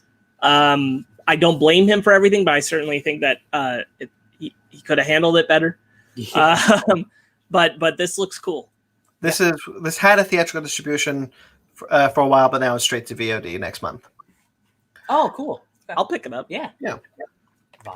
And then Dummy, the new Quibi movie. Yes, series. I don't know. I don't know what that.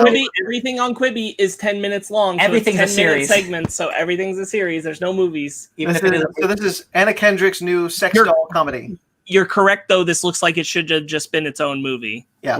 That's with what maybe I a thought. slightly higher budget and not the Snapchat filter looking dummy. Yeah. Oh God, that thing's probably gonna give me nightmares. Yeah, it's awful. And this show looks charming. Like, if this were a regular TV show that I can just watch on whatever the 9 streaming services I have, I'd probably watch it. I like Anna Kendrick. I think the premise is silly enough where I haven't seen anything like it. There's a movie called Lars and the Real Girl, but that's a very serious, good drama movie. I was going to say the same thing. So this is like a way more comedic take on what if you fall in love with a sex doll. I think it's interesting. I think I'm not going to watch it, unfortunately. If they put it on DVD, I might pick it up. Yeah. So in like 4 years, you might watch it? Yeah, probably. Yeah. I just think it looks pretty funny. And I heard about it. I was like, oh, this looks funny. And then like from Quibi, I was like, oh, man. Yeah, every Quibi show is like, oh, that looks all right. Oh, shit. Yeah, pretty much it's like, this is neat from Quibi. God damn it. 10 minutes. All right. Shall we get into our topic? Why not? All right. So we finally caught up with all you guys. We got no more movies to talk about. It is sad. I don't know what happened, but hey, it happened. Our checks stopped getting cashed. That guy that we give the checks to, they don't work anymore. Yeah. We ran out of money, like the rest of the country. So we decided to talk about a article that was released by IO9. And I thought it brought up a bunch of interesting points. Basically the title is Fascination with Canon is killing the way we value stories.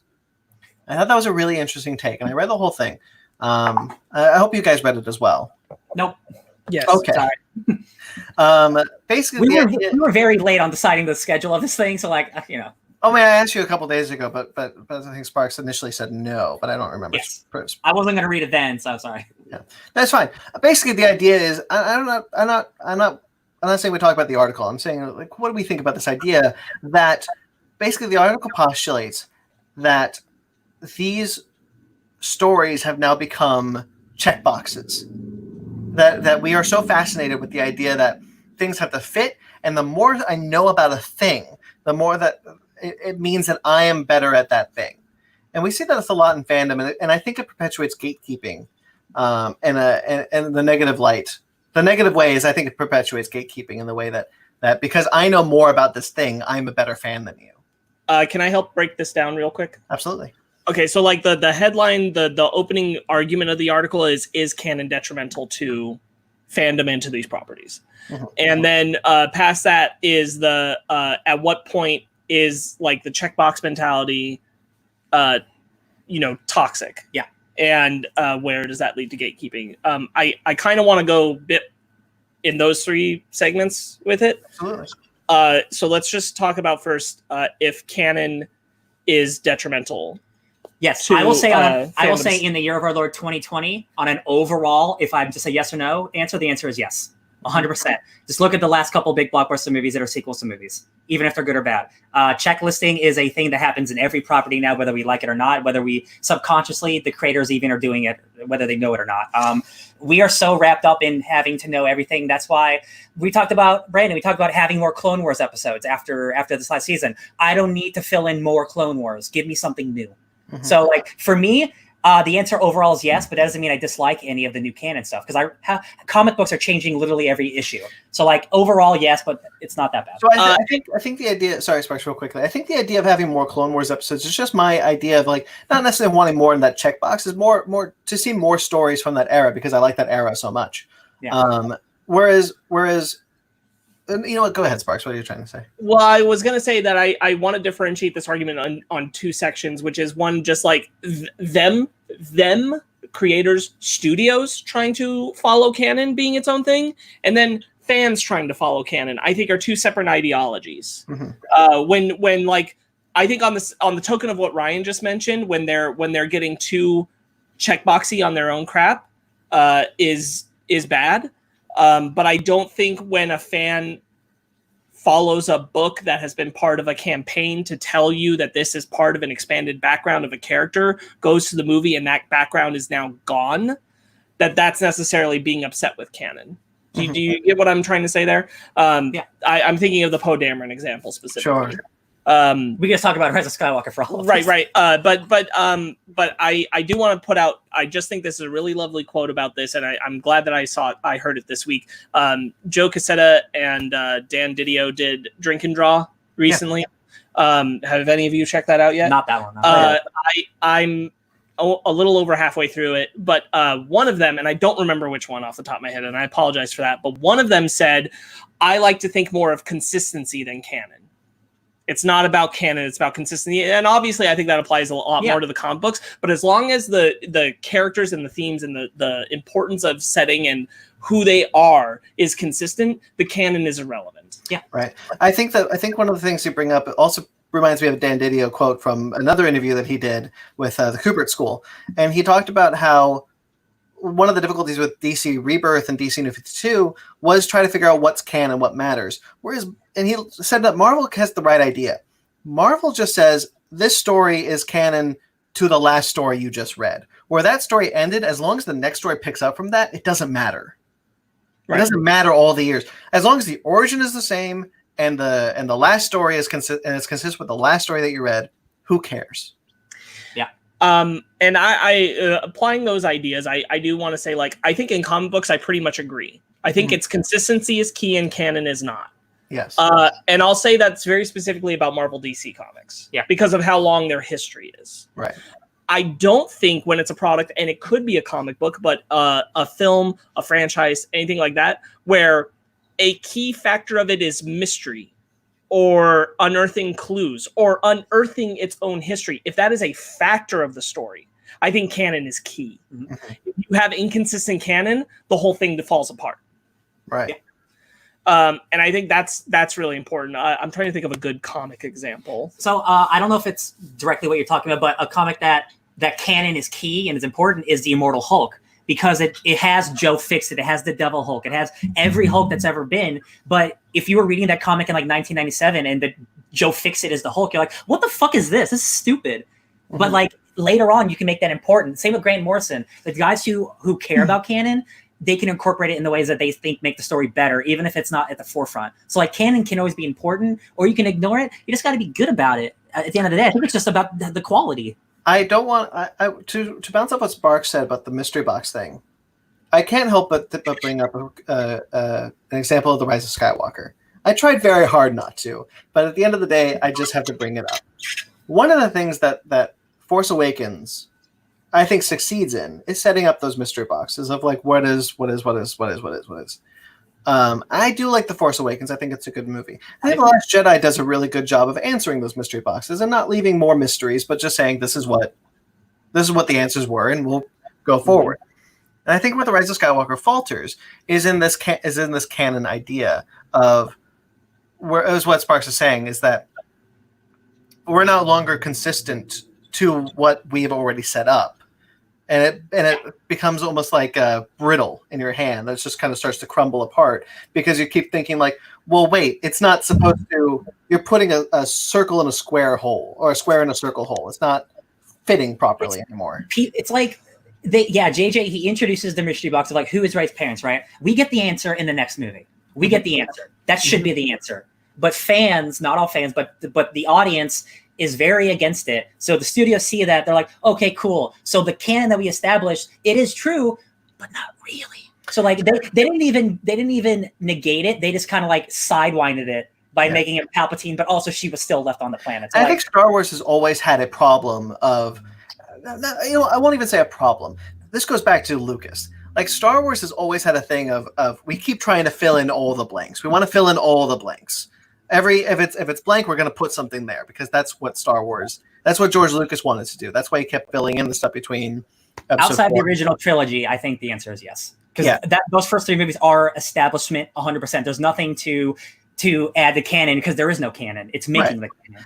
But you look at like the Clone Wars TV series is a perfect example of something that is a perfect example of Lucas like, oh, there's more story to tell between 2 and 3, and I'm going to tell it and I'm going to put it there. No longer leaving it to the imagination of people. Even introducing the Clone Wars itself has taken the idea of what the emotional canon is. So use this term from the Force Center podcast, the emotional canon of what you think the Clone Wars would have been. I am now taking that away from you and telling you what it was. Exactly. That's one of my the Clone Wars have happened. It's been 15 years, 20 years. Like that's part of canon. That's how it is. But like when I was a kid thinking of the Clone Wars, this is not what I thought at all. Yeah. And like now, a part of the mystery of Star Wars will always be it's a bunch of clone dudes from Boba Fett. I'm like, okay, I didn't need it, but like it's there forever, so I accept it. Yeah. Ben, you've been silent. Do you have anything you want to add? Canon. I feel like when people try to rely too much or they try to put too much stuff into canon, it does detriment to what the story was. They try to. I mean, the whole. Like what Ryan is saying, like when we were kids and we first heard Luke talk to Obi-Wan about the Clone Wars, it's like, well, the Clone Wars, what's that? It completely left up to the imagination, and then we got the answer. It's kind of like what Ken said way back when he was on our show. They gave you the answer, but people may not like the answer. Yeah, and so I think what to bounce off what you're saying is what I personally believe what should be important to people is what is the emotional canon. Yeah. What you think is important to the story, what you get out of the story is the most important thing. But if you take too much stock in trying to fill in all the check boxes, it's why we get into fandom arguments are basically like, well, that's not canon. Mm-hmm. Who cares? Yeah. 100%. Yeah. At the end of the day, like when you're talking about like 75 years of a fictional character, like how do you have a regular like this dude is 25 years old, but he's been around for 75 years, and here's everything that's ever been about him. All of it's true, or we just handpick some of that. Like, how do you really make that choice? Like, what is important to Batman over the last 80 years? To Dan DiDio is not the same to me, So like when you have to make that an actual product, like that's tough. Like I don't blame any Batman writer for having to tell a new original Batman story 80 years later. Mm-hmm. Right. I mean, don't be wrong. But a lot of really good stories came out of people taking older, like obviously the established characters, but also I remember one storyline I actually was really enjoying from the DCU thing was Mr. Bloom, that Gordon's villain. Super heavy. Yeah, it's good. Yeah, that was some really good stuff. He was brand spanking new, and I was like, oh, this is actually a really cool, brand new Batman villain. I like Mr. Bloom. That's a good story arc. Yeah, James Gordon being Batman, like he's a completely different type of Batman, and his villain is a completely different type of villain. And that's not something you get to see. You get to see like in issue 40 a new Batman and a new villain. Like it's kind of crazy that Scott got to do that. Sparks, you've been trying to say something for a bit. What do you remember? What? I think that canon can be really useful as a tool. I think it can be really, really cool and really important when you're crafting a intricate and detailed story. I think Westworld is a great example of this, because that is a very like intricately crafted canon, especially across those first 2 seasons. It's probably season 3, but we're not done with it. Yeah. And I think that's really cool. What I think is important to that is you can't ever you can't, if you're making it that complex and making it vital, you can't undo it or cheap out of it or backtrack it or say violate it. You can't violate it. And I think it's totally fine to like love and adore the canon of something when it's been crafted in that way. When it's something where like the canon is key, where it is so important. And I don't think most properties that we end up debating it about, that's the case. Man, you know who's handling canon the absolute best right now? X-Men. I was going to say. Because X-Men is not doing the thing of like, oh, don't worry about the past. It is literally so steeped in everything that's ever happened in X-Men that like, if you don't know about the history of Moira McTaggart, that's fine. You don't need to know. But if you do know, it adds so much to it. So like, like you guys are all brand new to the X-Men. Like you don't know the canon except for like, you know, various stories like Days of Future Past and like stuff you have read or absorbed and stuff from the movies. But you can come into this and know that the canon's there and it matters because you can see it in these characters' reactions and how they live their life. It's like, oh, the last 20 years did happen and I'm going to tell you why it happened instead of just ignoring it. Thank you, Jonathan Hickman. So just to give some examples on it that I was thinking of, like, I agree for the most part with the emotional canon or just the consistency of tone, consistency of characters. An example I'll throw out there is like, to me, Pirates of the Caribbean 5 is not canon. It doesn't exist in the canon of those films to me. I don't want to see it again. I probably never will see it again. But I'll watch the other 4. And that is canon to me.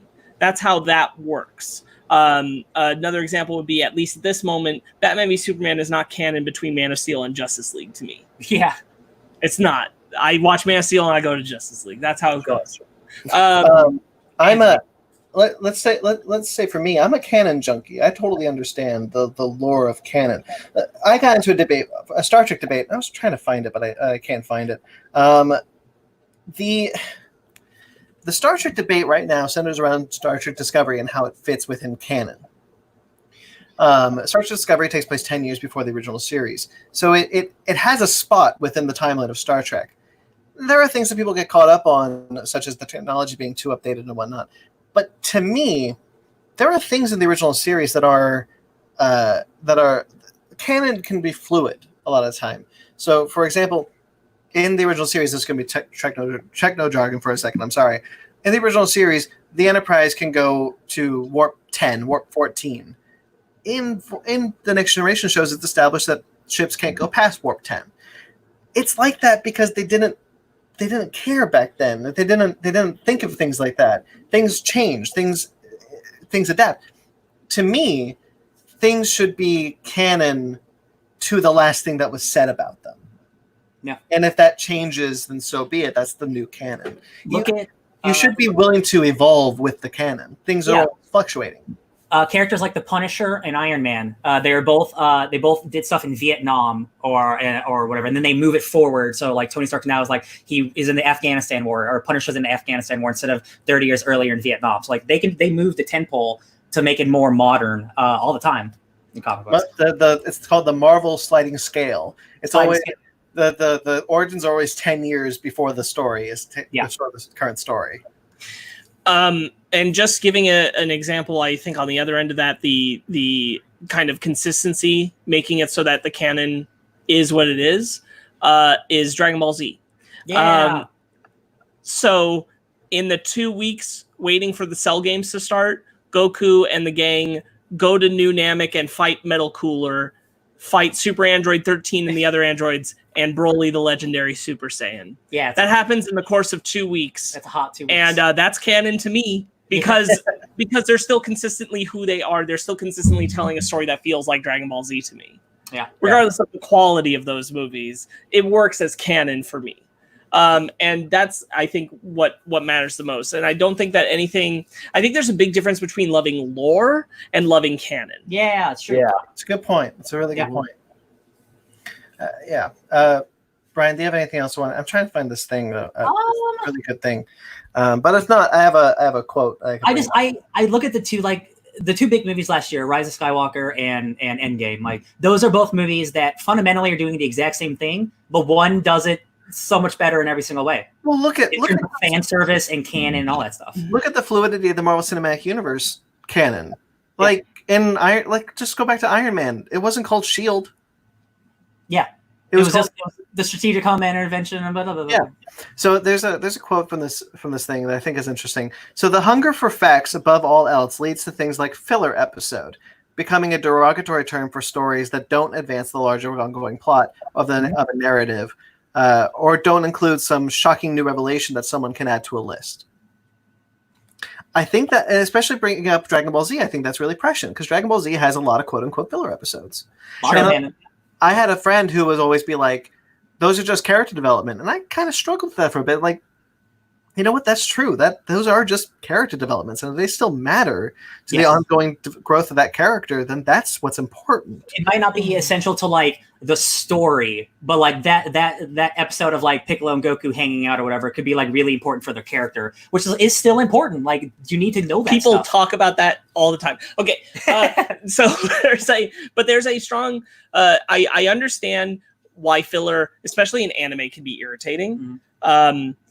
A lot of it is you feel the dip in writing. You feel how cheaply it's paid attention to, or the pace like stops. But that's a different thing than not liking, like being a stickler about the canon. That's just like not liking good writing.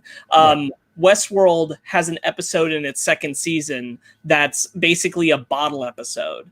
And you could argue that it's filler because there's no major revelations in relation to the characters like we've been following up to that point. Yeah. But it still is fleshing out a huge part of that world. And that's an example. I know there's an episode, I haven't watched it, but I know there's an episode of Breaking Bad about the fly. Yes. Oh, yeah. That's the Ryan Johnson episode. That's basically filler. Yeah. It's just like people are doing things that aren't necessarily tied to the plot, and just a fly is happening, and it's always around. Yeah. Can I tell you guys something? In my opinion, most of The Last Jedi is filler, but I love it. Yeah. I mean, outside of the murder of Snoke, it's a chase scene. Like The Last Jedi is filler, and I love it. Yeah, it's basically like a slow motion chase scene. And not a lot does happen. That's right. But it's all character stuff, which is why it's good. Yeah, I'll agree with that. I think we've talked about that in the review that the Last Jedi doesn't really advance the plot moving forward, but it does advance character arcs, and I think a really interesting way upon rewatch. Yeah, it's a really good point, Sparks. Yeah. Anyway, yeah, I think if you're trying to go into something wanting to learn all about it, hey, I did it. I Wikipedia'd Green Lantern before I read Green Lantern. Sorry. But I don't like Green Lantern because I can recite the Wikipedia article. Mm-hmm. I like Green Lantern because I read Green Lantern comics and they spoke to me on a level. And look, Robert Venditti, and we use a lot of comic books because comic books is an easy place to discuss this sort of thing, but Robert Venditti retconned a lot of what Jeff Johns did. And you know what? That's fine. I got my Jeff Johns book. That's my canon. Yeah. I don't need to. Comics are in a unique position to be able to be like, I can cherry pick what I think is that canon. What works for me. I can say that if I'm not reading it, that's not my canon. Things like the Marvel Cinematic Universe, you know what? I'm of the opinion that the Netflix shows, that the shows just the shows. I'm of the opinion that the current crop of shows before the new Disney Plus stuff aren't canon to the movies, and that's fine for me. That's just for me. If you want to think they are, then that's fine for you. Canon should have that flexibility. Does that include Agent Carter? Agent Carter is my exception. I thought so. That's why I wanted to ask. It's not allowed. But But it is because that's my canon. No, I know. Agents of S.H.I.E.L.D. seasons 1 through 5 are canon to me, but season 6 is not. Inhumans is not. Yeah, exactly. And Agent Carter I was able to easily fit Agent Carter into my head, into my emotional canon because Jarvis is in Endgame. Sure. Yeah. So I was able to be like, okay, there it is. There's my what's the word for it?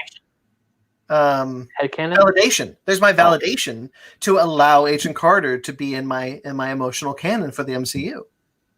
Mm-hmm. It also brings up it's happening a lot now. We're making sequels to movies that have sequels. They want to make a new Alien movie that takes place after Aliens and ignore Alien 3 or RoboCop, all those things. You know what? Controversial opinion. I think they should do more of that.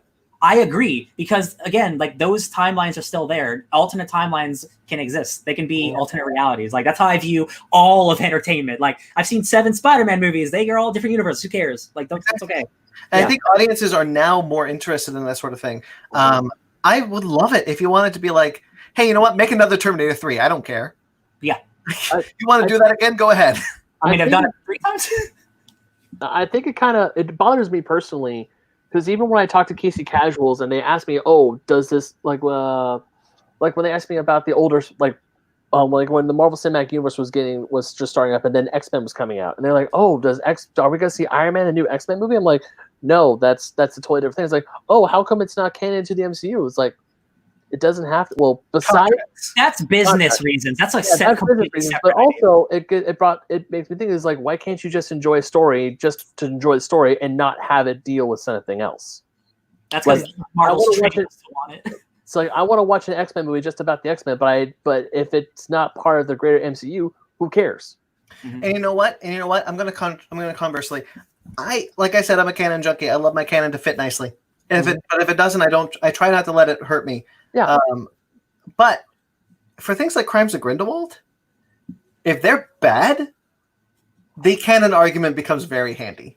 And it's not just because it's just a bad movie. But like they counteract themselves by like they have a what's her name? McGonagall. They have McGonagall in there, and they specifically mention like a time of like when it takes place. And like, bro, she is not there. She's like not alive, or she's like 7 or something. She's a child when she's teaching. There's something like then it's just like, do you even care about your own canon? Because like the fans are supposed to care. Do you care? So I actually think like Ben kind of stumbled into one, which is the Fox X-Men films are a great example of like, how much do you really care about the canon? Because that canon is BS. Yeah.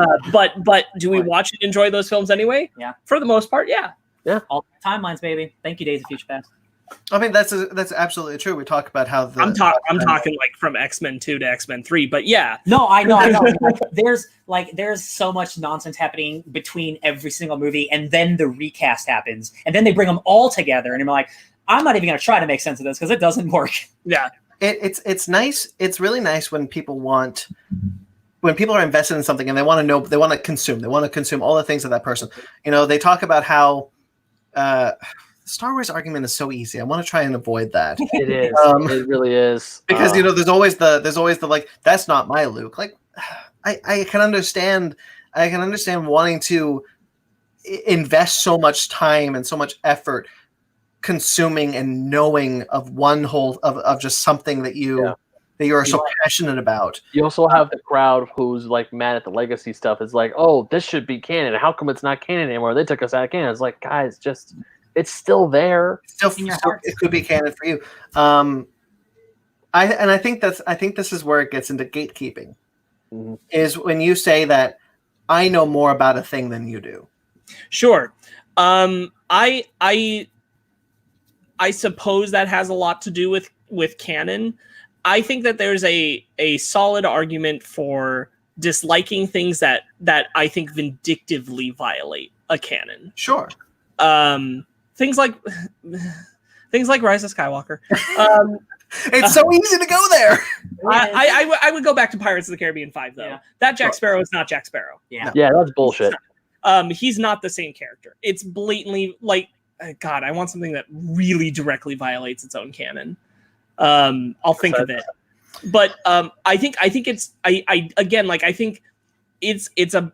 that at any point you should never be so obsessed with a canon that you're a stickler about the details and all that kind of stuff, to the point where you're specifying out what can be canon, what can't be canon, all that kind of stuff. If I did that, then I couldn't enjoy the Netflix shows and the Agents of S.H.I.E.L.D. in tandem with the MCU. Right. If I was being that sticklery about the details. However, what I can do is I can enjoy it from a lore perspective of how it fleshes out the MCU, because I personally feel like, as much as I love the MCU, I want more things that flesh out the world in between films. Agents of S.H.I.E.L.D. and Netflix allow me to feel like that's happening. Mm-hmm. because for some reason they don't do it in comic books. And I think that's really important. A good example of that, I think, is the Kingdom Hearts series. Yeah. That canon is ridiculously complicated, and if you just want to stick to the 3 main titles like Ryan, that totally makes sense, and you can. But I think you can follow it. Yeah. Like you can follow the loose canon. It's if you care about the lore that you go to the other games. Sure. Yeah. So going back to the Star Trek argument that I got into, the crux of the argument was that this person was saying that I know more about the canon. I've read all the books, I've read all the comics. I've seen all the shows and all the movies, and this is what is canon, and this is what isn't. And if you don't know as much as me, you're not a fan. Yeah. And so people are saying people who like Discovery and Picard aren't true fans because I have consumed all this. I'm like, look, I kind of look at this like, I've not read all the comics. I've read some. I've definitely not read any of the books, but I've seen all the shows and I've seen all the movies. Why does this person get to dictate what type of fan I should be? It goes back to the argument of a fake nerd, doesn't it? Yeah. It goes back to the idea that if you like something, you're a nerd. Yeah. It doesn't matter how much you know of that thing to classify what nerd you are. Yeah. We talk about comics a lot. 99% of the people who see the MCU movies don't read comic books, like because the sales are just not there. But we're not shaming people who love the movies to not read comics. I want you to read the comics so you know where the source material is from and hopefully get you into comics. But the fact that you like Captain America and Iron Man makes me super happy. I'm not going to be mad that you're not buying the comic. And like I see that all the time, and that's shitty. Yeah, it shouldn't happen. The gatekeeping in general is just such a toxic and such thing. I don't understand like how it's healthy for the people doing it, let alone for the people who encounter it. We're just different people. Like people thrive on negativity, and like there's a reason negative clicks or negative views get more clicks than positive views because people like being mad. They like hating things. Look at like a lot of the articles in CBR. This new thing makes this canon or something like that. Like, who cares? Yeah. Like you look at Star Wars. Like going back to Star Wars again, and this is a much better argument than Rise of Skywalker. But Star Wars is in an interesting position where they can cherry pick stuff from the legends and bring it back into the story to make it matter once again. Like Thrawn, yeah. Like Thrawn. Like just because the thing is no longer within the quote canon of the thing doesn't mean it doesn't matter. Yeah. But Star Wars is also in a position to be like, this is how it could matter in a different position. And it doesn't mean that it's like Clone Wars makes Mara Jade canon again. Like, who cares? Yeah. What I think the whole campaign on Disney and Star Wars and shot itself in the foot with is specifically like really, really hardcore pushing all their extra books and comics to be like literally called the Road to Blah movie. And so it's supposed to be the background of these characters and then the movie will throw it away. Yeah. And that's a problem. That's a problem when you're making it like that is a canon issue that I can get behind where I'm like, no, they made something very specifically to say that if you want the background of that character, go read that book. Oh, hold on, wait, get to this movie? I'm sorry, that book was a little wrong. The problem with that is because, like, yeah, you think a character like Poe, or like Poe's parents, like, dealt with Force-sensitive stuff. So, like, there's a lot of stuff about Poe that is not on that screen, and there's a lot of stuff in Rise of Skywalker that shouldn't have been on that screen. And I think it's super interesting, because I've read a lot of those tie-in books, and it's the movies and the comics just are not talking to each other, right? And you're right. This is supposed to be the canon for the story. Like they push these books out before the whole Disney. And I think Disney wasn't the first people to dump on this, but studios, creatives try to push the whole "this is canon, this is canon." You want to get this because it's canon. Mm-hmm. It's a merchandising tactic. Yeah. Before that, I never cared if the books or the movies didn't talk to each other. Yeah. Like, it's just a different way to interpret a story or something like that. Mm-hmm. Or if it doesn't click, then the movies take precedent. But because Disney keeps pushing this whole Lucasfilm, whatever, keeps pushing this whole this is canon, this is definitely canon, like Spark said, merchandising technique. It creates the other problem that now the studios are perpetuating this idea that you should be paying attention to what is and what isn't canon. Right. But then you get called out on it if you.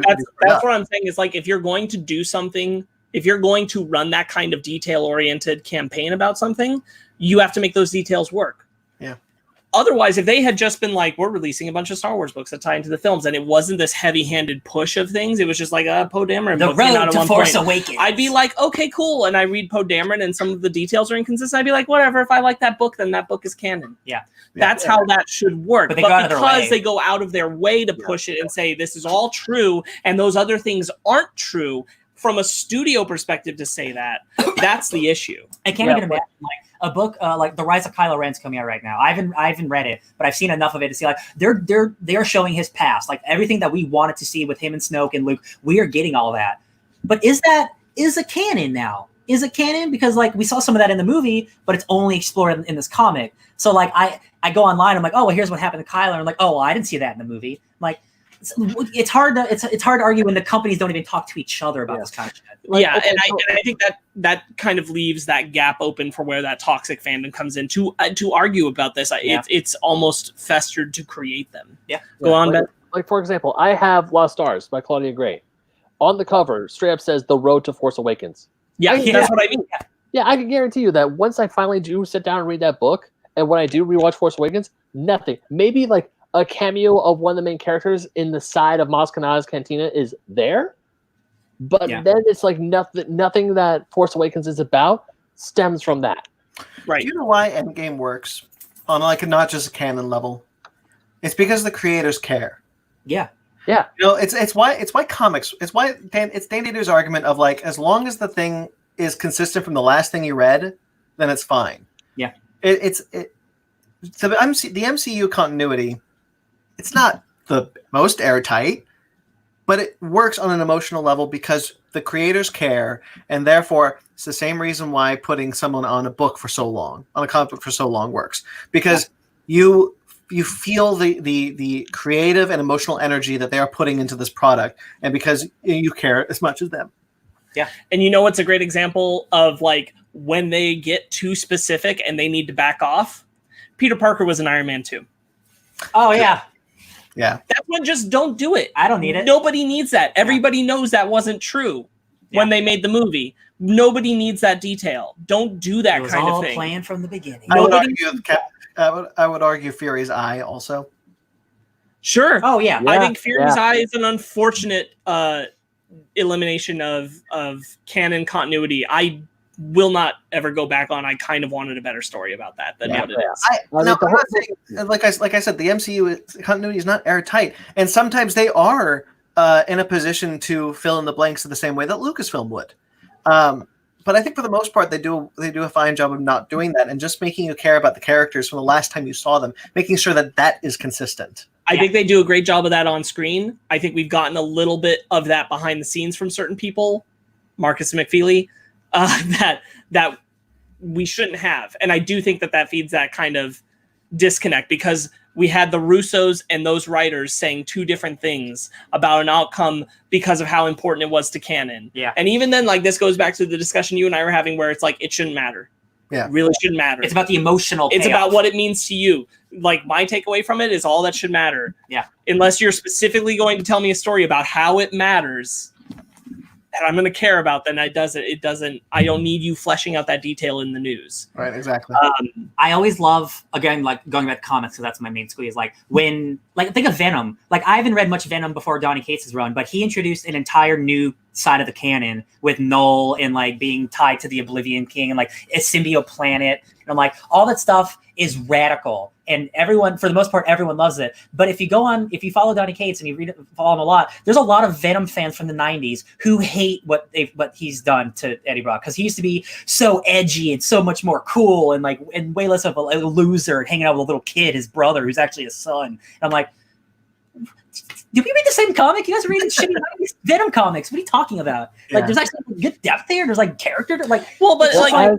As Brandon, I think want to say Chris said this or something, that the golden age is when you were 12 years old. Carr said that. Thank you. The golden age of comics is whenever you got into comics. Yeah, like for those fans who only love the old school Venom books, that's the golden age, and they don't like change, which they're missing out on some great kick-ass stories. But the thing is, those books are what I feel like some people just don't realize is that the stories that they grew up with they're still there. Yeah. And go ahead. And eventually, and who knows? Eventually, like if we all have kids, and then we're showing them the stuff that we liked when we were younger, they're like, no, it's like, oh, they brought this thing back. Here's what it was back then. It's like, hey, that sucks. I like this new one better because this is what I first saw. It's probably going to happen. Like someone's probably going to look at the new 52. Like that, yeah, someone's probably going to look at the new 52 and say, hey, the new 52 run of Batman is the best run of Batman. Fight me on that one. And then someone will say, no, the next run of Batman is the best one. And then it's the cycle all over again. I just saw a thread on Twitter talking about the movie Sucker Punch and how that movie is criminally underrated and people should revisit it. So every generation that passes, the younger generation picks up the stuff that nobody wanted and claims that it's good. Mm-hmm. It happens every generation. There's an argument to be made. There's a great comic book, The Batman Little Gotham. You guys are... there's a great comic book. I'm sure you guys have read Batman Little Gotham. One of the issues has them go to a Comic-Con. They're looking for Clayface. And there's a couple of fun panels of like Batman getting the Grey Ghost autograph. Yeah. And Robin is looking for his favorite back issues of his favorite superheroes, but his favorite superhero no longer exists, and now is a different person. It's been changed to a different person. And he's like, I'm sad that I don't have my character anymore. And he's like, well, and Batman tells him, and this is the writer talking through Batman, because this is during the Stephanie Brown thing, where Stephanie Brown wasn't allowed to exist in the DC continuity. Oh yeah. And so Dustin Nguyen basically talks about like, that character doesn't exist anymore, but it did in your heart, and you can still find those issues. They haven't erased those issues. You can still find that character, but now someone else gets to enjoy that character in a different way. We read last week Chaos War, which came out in 2010. The landscape of Marvel Comics 10 years ago is 100% different. Half of those characters that were in that book aren't in any books right now. Yeah. And that's just the landscape of comics. Like every character comes back and their canon gets reinvigorated or gets broken up and destroyed, and something new happens. It happens with literally every single character. Yeah. I think we're winding down. What do you guys think? Yeah, I was just going to say, I do think that it's important to recognize that we all have our own ability to select what is canon to us. If a detail bothers you, you can move past it. If it's all too many details in a whole product, then you can remove that product from the canon of the thing you like. Yep. I think it's very valuable that places are still not doing things to necessarily violate canon. I think it's important, like even if it's things I disagree with, to leave them for the people who cared about it, or to at least respect that they can have an interest in it. This doesn't necessarily apply as much to comics because you can just select your runs and that kind of thing. But a good example I'm thinking of is Birds of Prey. Mm-hmm. When they do Birds of Prey and Harley has her flashbacks, they're still the flashbacks that were filmed in Suicide Squad. Even though I'm not a fan of that, we still see the back of Jared Leto's head. Yeah. You can change who the Joker is going forward. We can have a different actor. Another example would be the Incredible Hulk. We changed the actor, but we still kept those events canon. I respect that we leave things as they are and just move forward with them. And you can either like it or you can ignore it. It's your choice. You don't have to acknowledge Incredible Hulk as canon to the MCU, or you can. It's up to you. I think the important thing, I think more importantly, is your emotional canon. I agree. The emotional canon is the most important thing to you. Looking at facts, wanting things to matter. Wanting things to matter, by the way, is not the same thing as collecting facts on a thing. Yeah. Collecting facts on a thing can. I think that's very much like loving the lore. Yes, I think where that is, and I think I'm a huge fan of loving lore. I love lore. Yeah. You want to dig into lore. I love even crappy lore just because it's cool. Mm-hmm. It's usually fascinating to learn, even like bad lore most of the time. I learned about 800 episodes of One Piece in 2 hours. That lore's pretty cool. Yeah. One of the things that attracted me to Star Wars when The Last Jedi turned me into a fan was that the lore of Star Wars became so rich and so vibrant and something that I could really sink my teeth into, and I got so invested in that sort of thing. I think Sparks, you're absolutely right. Lore it can be a lot of fun and in some ways more important than canon. Mm-hmm. Yeah. Ben, do you have anything you want to add before we move on? Yeah. Pretty much just don't be a dick. Also that. Yeah, also that. like I cannot tell you how many times I'm watching anime or films or television shows, and I think of a story or a side thing in my head, and I like to mix it into, and I try to line it up and write it in a way that will line up to what it's going on. I'm doing that right now with Rachel Litvin's book. The thing is, if you're mad about a certain piece of canon or lore or something, and you like something else, that's what fan fiction's for. Just write it yourself. And if you're mad that it's not the thing, I'm sorry, but you're not in control of that property. You're not. Yeah. The people who aren't in control, they make those decisions. And if you want to maybe work your way into that, then it's a long, hard road. But go for it. But Sparks, what were you gonna say? You're not in control of that, but you are in control of how you consume it. Yeah. And that's the key. If you don't like it, you don't have to watch it. You don't have to read it. Exactly. If you don't like what they're doing in Star Wars now, you don't have to watch it.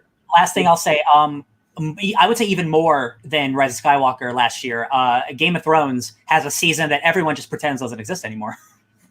Mm-hmm. That show ended like at season 5 and season 6 for a lot of people, and I think that's really funny. Yeah, like Agents of S.H.I.E.L.D. for Sparks and I ended at season 5. Yeah. So same with Supernatural. Yeah, it's a or Supernatural, fantastic pull. Oh, that is Supernatural. So Supernatural ends for me at the end of season 5 when it's pulling back from the window before it does its very last reveal, and then you end the episode. That's how Supernatural ends for me. Yep. But see, just like that. If that's where it ends for you, that's where it ends for you. But if those fans who are hungry for more and they constantly want more, then there you got season 6, 7, 8, 9, 10, 11, all the way to 15. You have that. 16, technically, maybe. Jesus. Here's the thing. Canon, if it makes you happy, awesome. If it doesn't make you happy and this other head canon or this other idea that you have does, then just try to explore that, write it out, or just leave it be. Don't attack other people for liking the things, and don't attack the creators for their own canon. Even if the product is like Game of Thrones. I'm not happy with the end of Game of Thrones, but that's what the creators did, and that's what we got. Do I have a headcanon for the ending? Of course I do. But you got the book still coming too. And also the book's still coming, yeah. So the book's still coming, and I have my own thing, and also I have my own headcanon. But I'm not gonna fight people over the end of Game of Thrones. I don't have the time, nor the energy, nor the want to do that. I just don't care anymore. So don't be a dick. If you like something else, write it yourself, and don't fight the creators. It's not worth arguing about canon. Hey, thank you, Brandon. Yeah, it's not worth arguing, and don't be a dick. Do the pose. Buy the Don't Be a Dick shirt. Sorry, hold on. There you go. Buy the Don't Be a Dick shirt. Don't be a dick. I'll be back in 1 minute. I gotta pee really bad. I'm sorry. All right. Well, I think we wrapped that topic up really nicely. So should we move into our book club? Sounds good to me. All right. Book club time. It is my book club this week. I chose Star Trek versus Transmorphers. What? Yeah, this was about as good as those early Sonic comics that Ben was sharing, I felt. Really? No, it was a little better. Okay. I'm glad you liked it a little bit. I chose something. I had my pick of a couple of things. I knew I could pick something I probably could pick something really good, but I wanted to pick something fluffy. And something that'd be a little fun. I appreciate that they're specifically having them be the characters as represented in the animated shows, the early animated shows. Yeah. So that it's like, hey, they talk like this because it's that. Yeah. And it's not trying to sound like the way Transformers are in today or Star Trek characters are written today. I think the art is also really good at conveying. I agree with that. They're two different animation styles. So as we mentioned, this is IDW's crossover with Star Trek the Animated Series versus the Transformers G1 series. There's a couple characters that were not in that old Transformers series that have shown up here, like Windblade and Arachnid. Right. But for the most part, it is that G1 saga Transformers. This does an interesting thing that some of the other Star Trek books haven't done. Most Star Trek books that cross over with like Green Lantern or Planet of the Apes tend to have the character go into a different universe.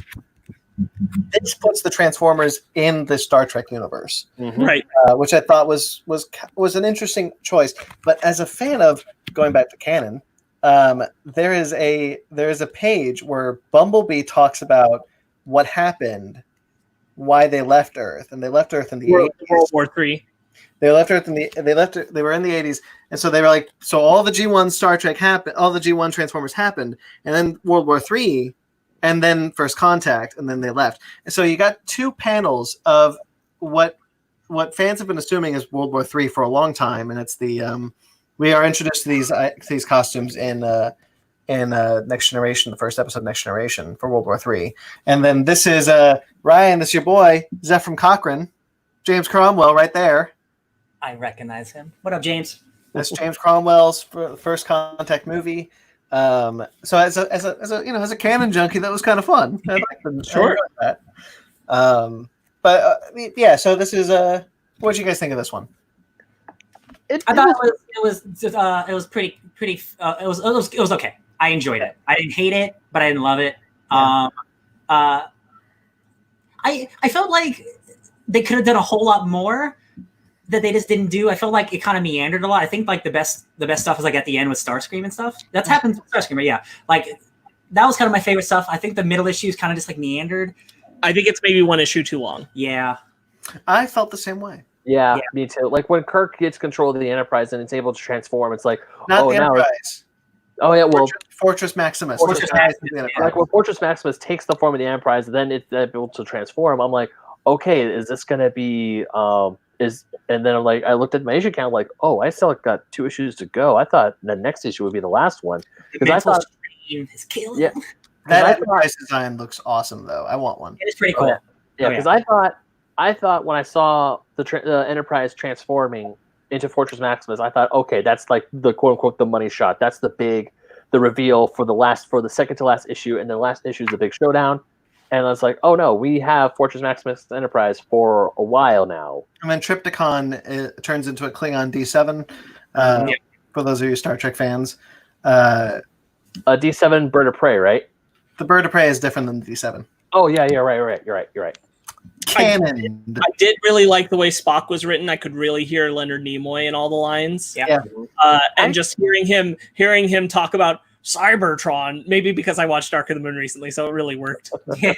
But just that landed pretty well. I like the way he does. Maybe there's more to this situation than meets the eye.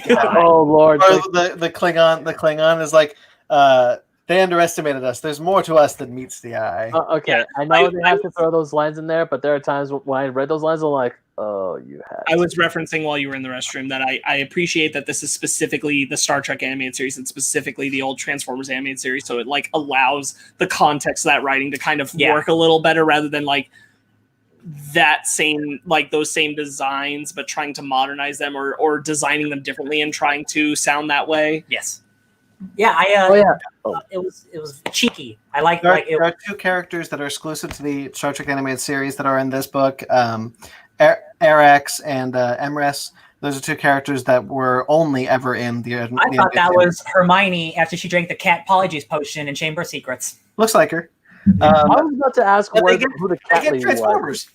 They get Transformers. They all pilot Transformers at the end of this. That's cute. Yeah. At that point, they're just like Gundams, essentially. Yeah. Yeah. Oh, I also watched an hour-long thing about every Gundam series ever made and all the Gunplaws. So now I know more about Gundam than you've been. That's true. Or now, Ryan, guess what? What? For now. For now? Okay. Yeah. For at least a year. Bitch, don't you dare. Oh, I also wanted to talk about the paneling. I think the paneling is really cool. Like this panel here where it has the Star Trek insignia. And yeah. They do that a couple times. I think the paneling in this book is really cool. The art's really exquisite. The art sells it for me more than the It definitely writing. felt like an old 60s cartoon. Yeah, if this had been an actual special for those cartoons, I'd be like, totally get it, totally on board. It really works as a script for that. As a comic written in 2018, it's like, yeah, it's all right. Yeah. But I understand that's what they're going for. Yeah, I think I heard when I was in the bathroom that Like, because in the other like crossovers, like there's always dimension hopping. It is cool that like no, just Cybertron exists in this universe. Yeah. It's just the Star Trek. It's Cybertron. Yeah, Just cool. Transformers happen, Yeah, man. it's real life. Yeah. It's real life. Baby. Which makes you think that First Contact was in the 80s. I love the idea that when Spock is standing there and he's like, it's turned itself into the illogical form of a Tyrannosaurus Rex. Yes. Yeah, there's some good cheesy lines that Or I are. love when Spock mind melds with Optimus Prime. It's like, whoa, there's a mind in here. This is weird. Yeah. Yeah, I think Arex and Emrys are two characters that the animated series introduced because Gene Roddenberry was like, oh, we can do whatever we want for this. Animation, baby. So they became fan favorite characters, and they're kind of cool. I think they're kind of cool designs, especially Arex with the arms just in the front of his body. Yeah, that was weird. Him more so than the cat lady. Yeah. Yeah, the cat lady's a little Scooby Doo. Oh yeah, Yeah. especially all the time. She's very Hanna-Barbera. Just Yeah. in general, Hanna-Barbera. Yeah. Yeah, Especially every time she says, like she accentuates the R's. Yep, a lot. that's very Hanna-Barbera. I like. Starscream steals the dilithium crystals and goes to Kronos, and I thought that Mhm. that's really cool cool. stuff. Yeah, That's that really last issue is a lot of fun. Yeah.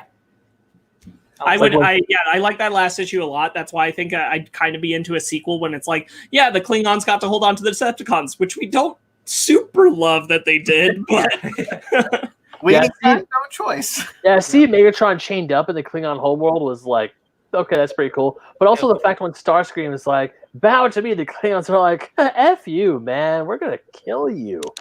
Yeah. I think it's not a particularly dense comic. It's not really a lot to talk about here, but I think it's an enjoyable little piece of. No, yeah, it's absolutely. I'm it's very fun glad streams. they took the opportunity for that is the Federation's prime directive. Well, this is this prime's directive. Yeah. And dang. That's nice. I did like that. Part of it was like, but you know what, it works. It I works. mean, it's like, look, the Planet of the Apes Star Trek crossover was called the Primate Directive. So Oh yeah. like, you got to do it. You got to do Yeah. it. It's silly. Yeah. Yeah, the Prime Directive always pops up somewhere in Star Trek. You know what happens at That's the the end thing. of It's like it's so common. I'm like, you got to go for it. You Yeah. know what happens at the end of Star Trek Green Lantern? Um, The DC universe is just destroyed, and the Green Lantern Corps is part of the Federation. yeah. That's dope as hell. That's the end of that. That's the end of that book. That's amazing. I love it. Man, I still Should have have done those that issues. book actually. I have those issues somewhere. I really liked that issue. There's two of them. I haven't read the second one.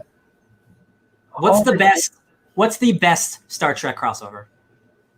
I would say the Green Lantern one. The ones I've read, the Green Lantern one. How many other ones are there? I know there's an X-Men one. Doctor Who. There's an X-Men one from the Doctor 90s. I'm Who, definitely gonna there's read. Doctor Who. There's X-Men. There's Green Lantern. There was supposed to be Justice League, but it never happened. Did That the was- X-Files? Who did the X-Files team up with? So IDW did a crossover with all of their IP properties. So X-Files, Ghostbusters, Teenage Mutant Ninja Turtles, Hell yeah. all with Transformers, G.I. Joe, ROM. First Strike. But intercompany crossovers, let's just talk like intercompany. Probably Green Lantern Star Trek is the best because it's the J.J. Abrams Star Trek and the then current DCU Green Lantern crossing over, and I think those just meshed a lot better. Yeah. Second would probably be the Planet of the Apes one. I thought that was pretty good. I want to check out that one. I don't remember the Planet of the Apes one that well, but I know I read it. I just don't remember it very well, but I do remember really enjoying Star Trek Green Lantern. I'm now waiting with IDW for the Sonic Transformers crossover. Hell yeah. Oh god, that's gonna be a thing. Well, they only got IDW in the past couple of years, so Okay, sure. they're working their way up to it. It'll happen. Okay. Oh, I think it's inevitable. Oh, speaking of which, I need to get that. I need to get that Sonic variant that IDW is selling on their website. Get it. They're selling a con exclusive variant. All right, I got nothing more to add about this guy. It was a little easy book club, I think, unless you guys Yeah, wanted. it was yeah, I didn't hate it or anything. Like it was definitely like it was fun to read this once for sure. Yeah. Okay, next week, Sparks. Yeah, Sparks, what up?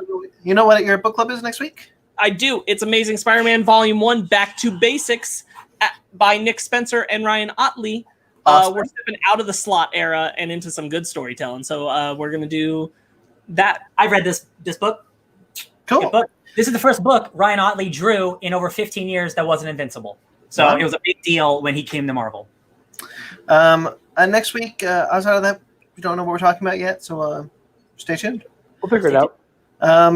Isn't Antebellum coming out next week? I can't even imagine. I can't do it. Reviewing that movie. Okay, guys. Hard no. I can't do it. All right, guys. I actually have a legit question. Yeah. Whatever happened to the Kingsman? It's coming out. It got delayed again. Okay. It went from February to September, and it's currently just in September. Okay. So now it's in limbo. Because I was wondering Because about. like, man, there were trailers, and now it's just nothing. Nothing's Yeah, coming 'cause out. I was wondering about that. I was like, that movie didn't come out, did it? I was Officially, the release date is September, but we'll see what happens. I thought I was going through like a weird psychosis where I missed it completely, and we Man, didn't talk there's about never it. been a movie called The King's Man. Ben, what's a movie? Never forget, Ben, you're the King's man because you're Stephen King's man. There you go. Oh, you. All right, guys. In the link in our description, you'll find links to our YouTube page. You can find our shows, Fake Nerds Watch, which got a bunch of shows. Check out the back catalog there if you're catching up on some shows. Maybe we got a Fake Nerds Watch on it. Also, Basement Arcade is currently coming out with Mortal Kombat 9. 4 just came out. 4 just came out. So check that one out. That was a lot of fun to do. Can't wait for Mortal Kombat 10.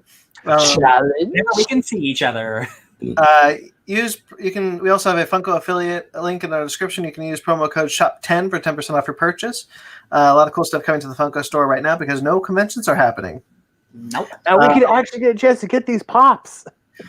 We also have a TeePublic and a Patreon link in the description. Thank you, Joey Zahn, for donating to our Patreon. And our TeePublic, we got the new shirt up there, Bread and Butter. All links in the description. Or you can find all these links on our brand new website. Yeah. I've been prawnhub.com. www.prawnhub.com. You're right. Prawnhub should be bought and then just reroute to the Fake Nerd Network. That's what I said. That's so good. That's what I said earlier. But it should have like an interim picture of the shrimp. You gotta click the shrimp. So you can check out our website, www.fakenerdpodcast.com. Shrimp. Animation Animation. on the shrimp. Which will be in the link in the description as well. Not Prawnhub, fakenerdpodcast.com. Yes. Thank you to everyone who listens. We greatly appreciate it, guys. Jeremy Vellucci, thank you so much for our interim musics and our theme song, which you did not hear on this live show, but you will hear on the audio going up later tonight. Also, Suburban Proctologist episode 9 is up now, guys. Woo! Episode 9, long time coming, season 2 of Suburban Proctologist. You can find him on Instagram at Jeremy Vellucci Keyboards, his show, iTunes, Facebook, Suburban Proctologist Official, or Instagram at SubProc Podcast. Thank you to Mike Mottola. We greatly appreciate it. Hopefully we're announcing something this week with him. I would hope so because it's coming up soon. Yeah, so stay tuned with that. We're still waiting to hear something in there. I'll just say it. People have already tuned out. We're probably doing Mainframe Comic-Con with him. Mainframe Comic-Con, baby. But we'll let you know as soon as we do because we don't know yet. They're just trying to get the schedule set up. But you can find Mike Mottola on his Instagram and Twitter at Mike Mottola. Thank you to everyone who listens. Greatly appreciate it. I already said that. Find us on Twitter, Instagram, Facebook, all at Fake Nerd Podcast. FakeNerdGuys@gmail.com if you'd like to get in touch with us personally. I'm at BC McClure on Instagram and Twitter. Sparks. You can find me taking my doggo out for a walko because she's really got to pee at Sparks Witty on Instagram and Twitter, SPARKZ Witty. And that's me. I'm out. Bye. Hey, it's me. I'm the king of the domain. Ryan, where can I find you? You can find me at Nowhere Funny. You can find me at DJ Tony Snark everywhere on the Instagrams, Twitters, Prawn Hubs. I Twitch stream and YouTube live stream, and I guess I also connected it to Facebook, so like my friends are watching from Texas. That's cool. I'm playing lots of video games because I don't got a job. I'm playing some Ultimate Spider-Man, some X-Men Legends. I got a whole bunch of games on the docket. I like video games and I like playing them in front of people, so I'm gonna try to do some more of that. So DJ Tony Snark. Ben? You can find me sticking it to Shinra in Midgar at Ben Magna 27 on both Instagram and Twitter. You can also find me writing for oldschoolgamermagazine.com. All right, guys, subscribe to us on iTunes, Stitcher, Google Play, TuneIn, Spotify, iHeartRadio, or you can find us on our new website. We got all the links where we're at on our new website. Rate and review wherever you get us. We greatly appreciate it, guys. Seriously, if you can't support us, if you can't support us financially during this time, and guys, support yourself before you support others, but a review on iTunes or anywhere else would be best. Kitty cat. Oh, kitty. Hi, All right, Emma. guys. Until next week. Oh, there's 2 kitties. Until next week, guys. Stay fake nerds.